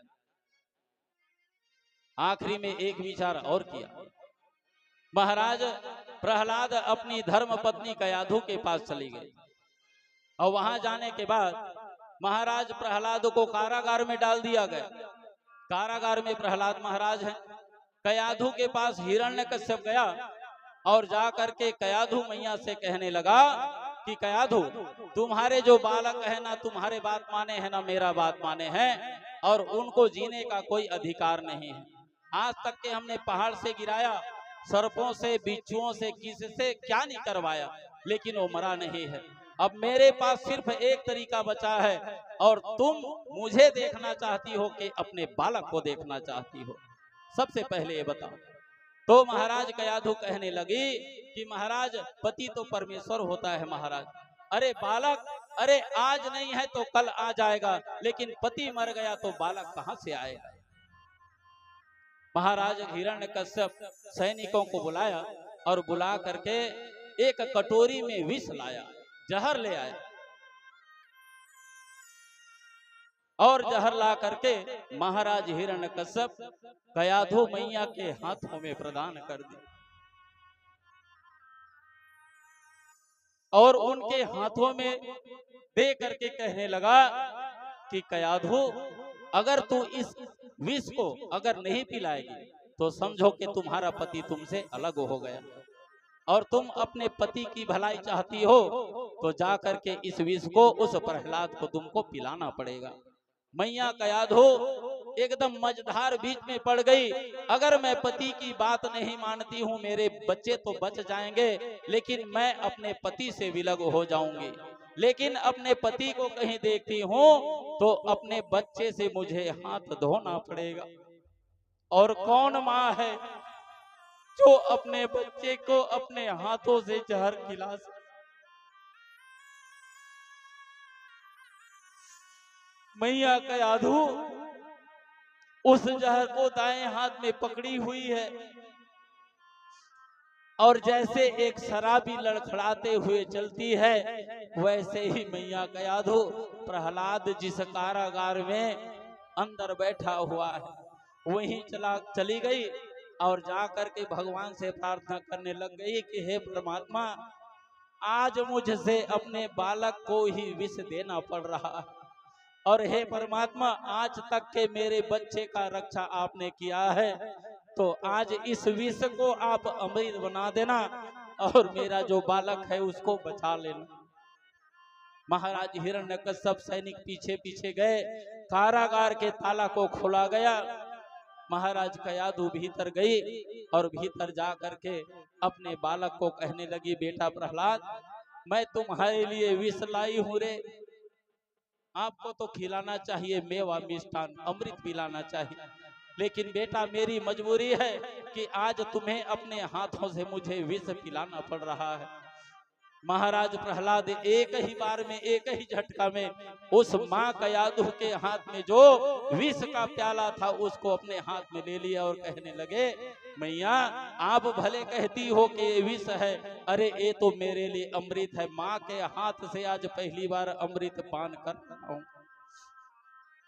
महाराज प्रहलाद आज देखते देखते अपने माँ के हाथ से उस विष की कटोरी को लिए और भगवान नारायण का ध्यान करते हुए उस विष का पान भी कर लिए। लेकिन महाराज भगवान की कृपा, जिसको मारना होता है वही मरता है और जिसको बचाना होता है तो भगवान साक्षात है। मारने वाले वही हैं, बचाने वाले वही हैं। संसार में ऐसी कोई ताकत नहीं कि जो मरने वाला है उसको बचा सके और जो बचने वाला है उसको मार सके। महाराज प्रहलाद विष का पान किए, लेकिन भगवान नारायण की ऐसी कृपा हुई कि वो माँ के हाथ में विष दिया गया भी अमृत हो गया। महाराज हिरण्यकश्यप को जानकारी मिली कि अरे ये तो विष से भी बच गया। अरे सैनिकों, तुमने ओरिजिनल दिया था कि डुप्लीकेट विष दिया था? उसको पता कराया गया। तब कहा महाराज ये पूरा पृथ्वी में जो सबसे ज्यादा जहरीला सांप मिलता है उसी का विष है। महाराज हिरण्यकश्यप अब ज्यादा क्रोधित हो गए। जितना करना था, जितना सजा देना था वो तो दिए, लेकिन अब उसके पास कोई ऑप्शन नहीं बचा कि अब मैं इसको कैसे मारूं। अब महाराज हिरण्यकश्यप अपने राज दरबार पर बैठा था, महाराज प्रहलाद सामने ही बैठा हुआ है और महाराज हिरण्यकश्यप प्रहलाद से कहता है, तू हर जगह है भगवान कहता है, तो हर जगह है तुम्हारे भगवान? तो प्रहलाद महाराज कहते हैं, हाँ महाराज, ऐसा इस संसार में ऐसा कोई जगह सुई के नोक के बराबर स्थान नहीं है महाराज जहाँ हमारे परमात्मा ना हो। हर जगह विद्यमान है, बस उसको देखने, समझने और महसूस करने की आवश्यकता है। और मैं तो महसूस कर चुका हूँ महाराज, और आप जानो आप भगवान को देखते हो कि नहीं देखते, महसूस करते हो कि नहीं करते। यस्तवा मद भक्त्यो मदिन्यो जगदीश्वरः वासो यदि सर्वत्र कस्मात् स्तंभेन दृश्यते। महाराज हिरण्यकश्यप कहने लगा, ये तो बता, सब जगह तुम्हारा परमात्मा कहते हो, तो ये बताए क्या एक खंभे में दिखाई दे रहा है तुमको? महाराज प्रहलाद कहे, मैं तो अभी अभी कहा महाराज इस संसार में ऐसे सुई के नोक के बराबर ऐसा कोई जगह नहीं है जहाँ परमात्मा विद्यमान नहीं है महाराज। हरि व्यापक सर्वत्र समाना, प्रेम ते होई प्रगट मैं जाना। प्रेम से भगवान को बुला लो तो कहाँ परमात्मा नहीं होंगे। तो जिस खंभे की बात कर रहे हो महाराज, हाँ प्रभु, मेरे प्रभु इस खंभे में भी है। प्रहलाद के कहने पर महाराज प्रहलाद को विश्वास तो नहीं हुआ कि मैं भले ही कह दिया हूं इस खंभे पर परमात्मा है, लेकिन पास में एक बार जा करके देखा और देखता क्या है कि वो जो खंभा है लाल लाल दिखाई दे रहा है, गर्म है, और उस गर्म लोहे के जो खंभा है उसमें बारीक चींटियां चल रही है। भगवान प्रहलाद को ये समझ में आ गया, अरे इतने गर्म लोहे के खंभा में जब ये चींटियां जिंदा है तो निश्चित रूप से मेरे परमात्मा नारायण इसमें है तो है। महाराज हिरण्यकश्यप कहे इसी खंभा में है ना? हाँ है इसी खंभे में। और देखते देखते महाराज राज सिंहासन से उतरे और जैसे ही तलवार से गदा से उस खंभे में प्रहार किए, प्रहार जैसे ही किया महाराज, देखते देखते वहां से महाराज नरसिंह का अवतार हो गए। बोले नरसिंह भगवान की। देखते देखते उस खंभा को फाड़े और खंभा को फाड़ करके भगवान नरसिंह जी उपस्थित हो गए। प्रहलाद को विश्वास हो गया कि पानी ढूंढे लहर को, कपड़ा ढूंढे सूत, जीव ढूंढे ब्रह्म को, तीनों ऊत के ऊत। महाराज जैसे नरसिंह भगवान यहाँ गले से शेर की भांति, इधर मानव की भांति, और उनके नाक जो नाखून है वो अस्त्र शस्त्र की भांति दिखाई दे रहे हैं। महाराज नरसिंह जैसे ही उस खंभा के फाड़ करके प्रकट हुए, घुरघुराने लगे, बार बार आवाज लगाने लगे। महाराज प्रहलाद सामने में खड़े हुए हैं और नरसिंह भगवान वैशाख मास के शुक्ल पक्ष 14 के दिन उस लकड़ी के खंभे से निकले, जलते हुए लकड़ी के खंभे से। महाराज जैसे ही प्रकट हुए फाड़ करके, गुस्सा के मारे कि मेरे प्रहलाद जैसे भक्त को हिरण्यकश्यप जैसे राक्षस ने सताया है, एक क्रोध के मारे महाराज उनके आंखें लाल लाल हैं और उनके दाढ़े कपकपा रहे हैं, भुजाएं फड़फड़ा रहे हैं और उनके आंखें नाच रही हैं। क्रोध के मारे उसका पूरा शरीर हिल रहा है। महाराज प्रहलाद सामने में खड़े हैं और देखते देखते खंभा को फाड़ करके निकल गए। गड़ गड़ गड़गड़ायो खंभ, फाट्यो चर चराए हाय, कट कट कट कट काटावे डाल है, दसन लफ लफावे जिभ, अधर फर फरावे मुंछ, व्योम व्याप मानो हाय, भर भरी भर भराने लोग, उगरी डर पराने धाय, भर भरी भर भरावे अंग, चित चाह खानो है, कहत रघुनाथ को अपि गरजय नरसिंह जबै। देखते देखते नरसिंह महाराज वहां प्रकट हो गए और भगवान नरसिंह जैसे ही प्रकट हुए प्रहलाद को अपने गोद में ले लिया और गोद में ले करके उसके चुंबन छांटने लग गए। महाराज हिरण्यकश्यप को देखे तो हिरण्यकश्यप को देखने के बाद तो उनके क्रोध का और पारावार ना रहा। महाराज हिरण्यकश्यप प्रहलाद को बगल किए और हिरण्यकश्यप को अपने जांघ में बैठा लिए और बैठाने के बाद आज उन्हीं को पूछने लगे, ये तो बताओ हिरण्यकश्यप तुमने कौन सा वरदान मांगा था? तो महाराज हिरण्यकश्यप उनके शरीर को देख करके अचंभित है, उनके नाखों को देख रहे हैं तो अस्त्र शस्त्र पकड़ा हुआ है और कहने लगा, महाराज मैंने मांगा था वरदान, ना रात में मरूंगा और ना ही दिन में मरूंगा। तो ये बताओ हिरण्यकश्यप अभी रात है कि दिन है? उसी समय आधा सूर्य डूबा था और आधा सूर्य उग रहा था। और फिर कहा कि और क्या मांगा था? तो महाराज ना अंदर मरूंगा ना बाहर में, न ऊपर मरूंगा नीचे, न अस्त्र से न शस्त्र से, ब्रह्मा के सृष्टि में मैं किसी भी कीमत पर नहीं मरूंगा। जब इतना वरदान मांगने वाला सब कुछ बता दिया तब भगवान नरसिंह ने कहा, अभी देख लो, ना दिन है ना रात है, ना अस्त्र है ना शस्त्र है मेरे हाथों में, और ना आकाश है ना पाताल है, ना तुम धरती पर हो, बिल्कुल मेरे जांघ पर बैठे हो, और ना अंदर हो ना बाहर हो, बिल्कुल डेरोठी में खड़े हो, ना अंदर है ना बाहर। इसलिए जितनी भी तुम्हारी शर्त थी वो सब शर्त आज पूरा हो गया। तो महाराज हिरण्यकश्यप कहे सब शर्त तो पूरा हो गया महाराज, और आपको न अस्त्र की जरूरत है न शस्त्र की, आपके नाखूने तलवार जैसा है महाराज, उसी में मार दो। क्योंकि वो जान गया था अब तो मरना है। देखते देखते हिरण्यकश्यप का पेट महाराज नरसिंह भगवान अपने नाखूनों से फोड़े, और देखते देखते उनके अतड़ी को निकाल करके महाराज नरसिंह भगवान अपने गले में लगा लिए, और हिरण्यकश्यप महाराज की मृत्यु हो गई। हिरण्यकश्यप की मृत्यु होने के बाद भी उनका जो गुस्सा है वो शांत नहीं हुआ है। जितने भी वहां ब्रह्मा जी आए उन्होंने भी प्रार्थना किया, स्तुति किया। इंद्र और ऋषियों ने, पितरों ने, सिद्धों ने, विद्याधरों ने, नागों ने, मनुओं ने, प्रजापतियों ने, गंधर्वों ने, चारणों ने, यक्षों, किम पुरुषों, वैतालिकों, किन्नरों, भगवान के पार्षदों, यहाँ तक कि कौन कहे स्वयं भगवान नारायण की धर्म पत्नी लक्ष्मी भी आ गई। लक्ष्मी को भी बुलवाए कि नरसिंह भगवान अब किसी के स्तुति करने पर भी मान नहीं रहे हैं, तो हे देवी आप ही आ जाए, हो सकता है आपके पति हैं, नरसिंह के अवतार हैं, आपसे कहीं मान जाए। मैया लक्ष्मी जब आई तो देखती क्या है, ये तो नारायण है ही नहीं, ये तो बिल्कुल सिर से लेकर इधर शेर जैसे लग रहे हैं, और इधर नीचे पूरा आदमी जैसा लग रहा है, ये मेरे पति नहीं हो सकते।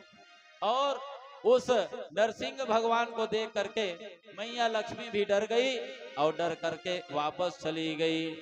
प्रायेण देव मुनयः स्वविमुक्ति कामः मौनम चरन्ति विचनेन परा परमार्थ निष्ठा नैतान विहाय कृष्णाय विमोक्ष एको नान्यम त्वदस्य शरणं भ्रमतो अनुपसे।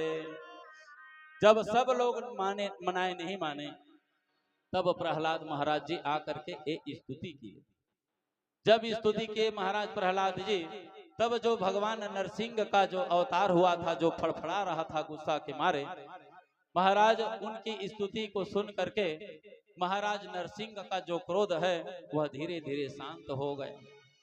ब्रह्मा दया सुर गणा मुनियोरर्थ सिद्धा सत्वैकतानगमतयो वचसां प्रवाहे नाराधितुं पुरगुणै रघुनापि विप्रः किं तोष्ठुम् अर्हति समे हरि अग्रजाग्रे।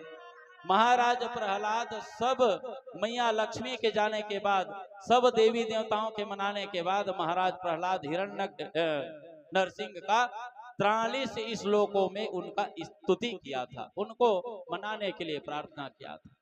महाराज प्रहलाद के 43 श्लोकों को सुन करके भगवान नरसिंह धीरे धीरे शांत हो गए, और शांत होने के बाद महाराज प्रहलाद को प्रेम से अपने गोद में बिठा लिया, और बैठा करके उनसे क्षमा मांगने लगे। महाराज प्रहलाद से महाराज नरसिंह भगवान कहने लगे, बोले प्रभु प्यारे अंग कोमल तुम्हारे हाय, असुर ने सताए मारे मम नाम गुण गाने से, गिरी से गिरायो पुनि जल में डुबायो हाय, अग्नि से जलायो हाय, राखो कमी ना सताने में, और से लगाए लपटाए प्रभु बार बार, करुणा स्वरूप बनो करुणा दिखाने में, मंजुल मुखार बिंद चूमी चूमी कहे प्रभु, क्षमा कर देना बेटा देर हुई आने में। महाराज प्रहलाद से क्षमा मांगते हैं और कहते हैं बेटा देरी तो नहीं हुई आने में। तब महाराज प्रहलाद कुछ ना बोल सके और महाराज नरसिंह का सुंदर आशीर्वाद प्राप्त किए। अंत समय में महाराज जब प्रहलाद को सुंदर अपना स्नेह प्रेम प्रदान किए, महाराज नरसिंह भगवान अंत समय में महाराज प्रहलाद से कहे कि बेटा, मैं तुम्हारे इस तप से और इस कीर्तन से, भजन भक्ति से प्रसन्न हूँ। एक काम करो बेटा, इसके बदले कुछ मांगना चाहते हो तो मांग लो। महाराज प्रहलाद कहने लगा, महाराज आप साक्षात आकर के यहाँ विराजमान हो गए, तो मुझे और किसी चीज की आवश्यकता नहीं। आपकी दर्शन कर लिया, अब मुझे मेरे मन में जो इच्छा शक्ति है वो सब समाप्त हो चुकी है। और महाराज देना ही चाहते हैं ना, तो एक काम करिए, मेरे जो पिताजी हैं महाराज हिरण्यकश्यप, जीवन भर पाप किया तो नरक ना जाना पड़े। मेरे जो पिताजी हैं महाराज, उनको स्वर्ग का द्वार देखना पड़े, उनकी मुक्ति कर देना। महाराज नरसिंह कहते हैं कि बेटा तू धन्य है रे, जिसने जीवन भर तुमको तड़पाया, मारने की प्रयास किया, तुम्हारे पिता ने, और उसी के लिए तू ये वरदान मांग रहा है। तो क्या मैं तो दूंगा ही बेटा, तुम चिंता मत करो। तुम्हारे जो पिता है उनको मुक्त ही कर दूंगा, लेकिन तू बेटा अपने लिए तो कुछ मांग ले।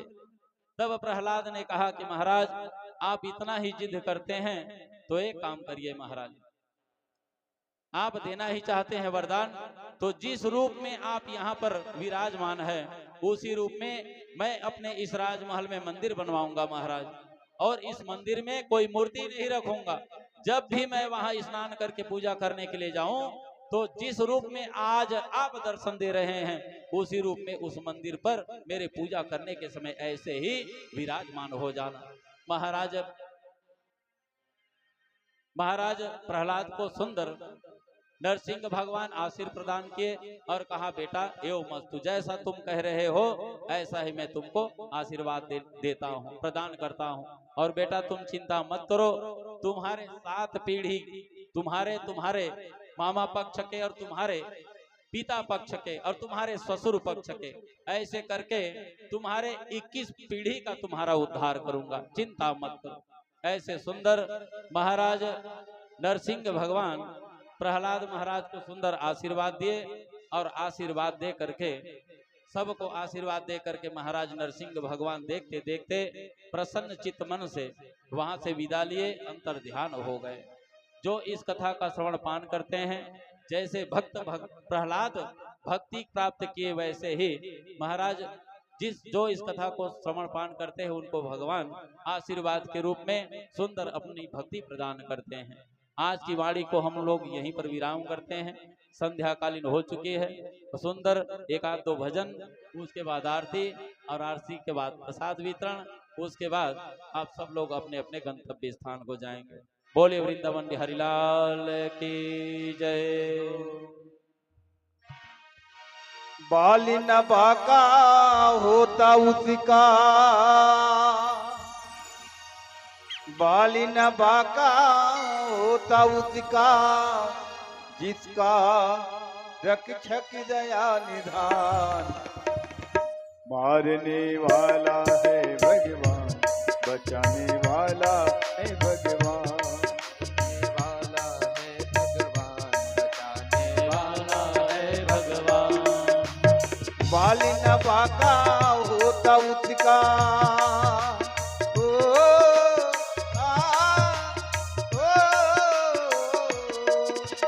बाली न बाका होता उसका, जिसका रक्षक दया निधान। मारने वाला है भगवान, बचाने वाला है भगवान, मारने वाला है भगवान, बचाने वाला है भगवान।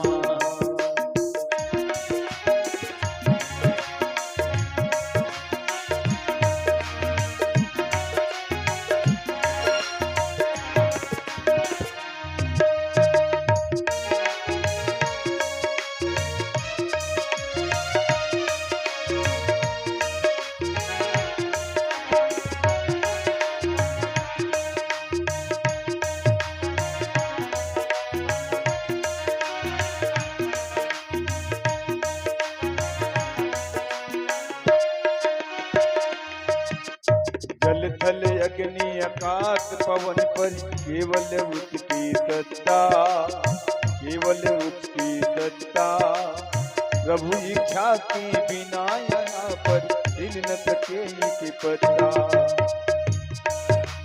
जल थल अग्नि आकाश पवन पर केवल उसकी सत्ता। प्रभु इच्छा के बिना यहाँ पर हिल न सके की पत्ता। उसी का सोचा यहाँ पर होता, उसी का सोचा यहाँ पर होता।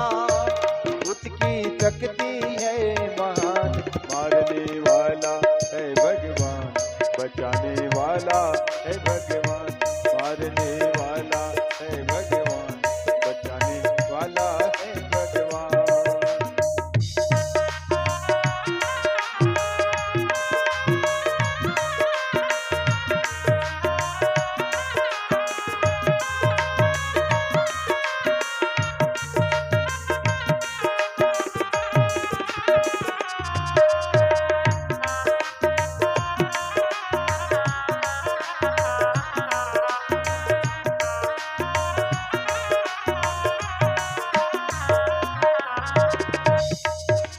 त्याग दो भाई फल की आता, स्वार्थ बिना प्रीति जोड़ो। त्याग दो भाई फल की आता, स्वार्थ बिना प्रीति जोड़ो। कल क्या होगा इसकी चिंता, जगत पिता पर छोड़ो। क्या होनी है क्या अनहोनी, तो क्या होनी है क्या अनहोनी। सबका उसको ज्ञान, मारने वाला है भगवान, बचाने वाला है भगवान, मारने वाला है भगवान, बचाने वाला है भगवान। बाल न बाका होता उसका, बाल न बाका होता उसका। जिसका रक्षक दया निधान, मारने वाला है भगवान, बचाने वाला है भगवान, मारने वाला है भगवान, बचाने वाला है भगवान, मारने वाला है भगवान, बचाने वाला है भगवान, मारने वाला है भगवान, बचाने वाला है भगवान, मारने वाला है भगवान, बचाने वाला है भगवान। बोल कृष्ण भगवान की जय।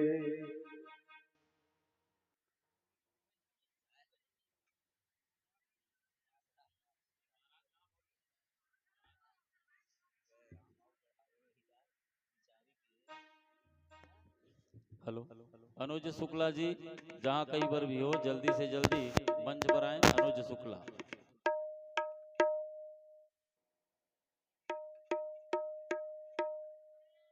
आरती सजा तो नहीं। आकाशमण्डले त्रैलोक्ये व्यापिनी देवी ज्वाला देवी नमोस्तुते। ज्वाला कराल मद्दग्न मशेषासुरसेदना त्रिशूलं पाहि नो देवी भद्रकालीं नमोस्तुते। अथ आरार्तिक्यं करणम्।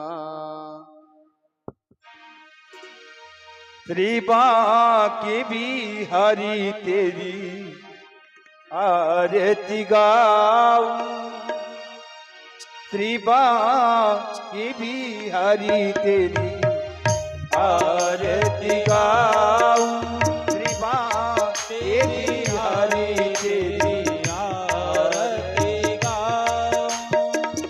आरती गाऊं प्यारे आपको रिझाऊं, आरती गाऊं प्यारे आपको रिझाऊं।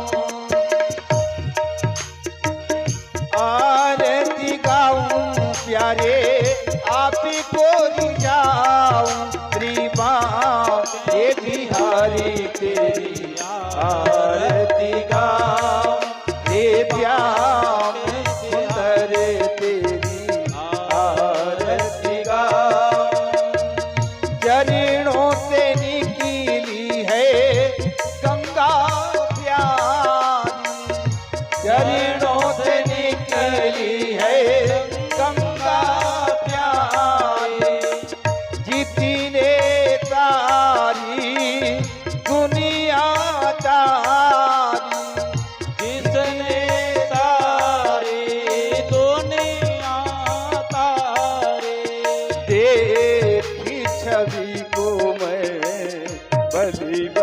जाऊं श्री माँ के बिहारी तेरी आरती गाऊं। मोरी मुकुटी प्यारे सीती पे तो है मोर मुकुट प्यारे शीश पे तो है। प्यारी बनी थी मेरो मन को है प्यारी बनती मन मन मोहे। उन्हें छवि को मैं बलि बलि जाऊं श्री माँ के बिहारी तेरी आरती गाऊं। श्री माँ के बिहारी तेरी आरती गाऊं श्री माँ के बिहारी तेरी आरती गाऊं। साथी अनाथ के नाथ आप हो दास अनाथ के नाथ आप हो। दुख दुख जीवन प्यारे साथ आप हो सुख दुख जीवन प्यारे साथ आप हो। उन्हें चरणों की मैं दर्शन पाऊं उन चरणों के मैं दर्शन पाऊं। श्री हरिदास जी के प्यारे तुम हो श्री हरिदास जी के प्यारे आप हो।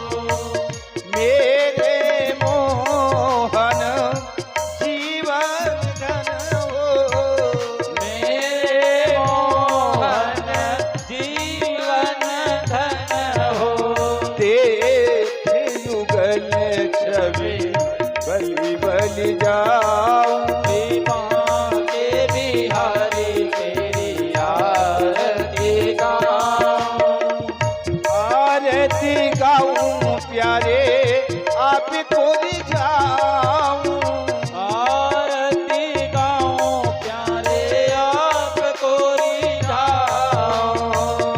आरती गाऊं लाला आपको मनाऊं आरती गाऊं लाला आपको मनाऊं। श्री माँ के बिहारी तेरी आरती गाऊं श्री माँ के बिहारी तेरी आरती गाऊं। श्री माँ के बिहारी तेरी आरती गाऊं श्री माँ के बिहारी तेरी आरती गाऊं। प्रीत्या मैं सुंदर तेरी आरती गाऊं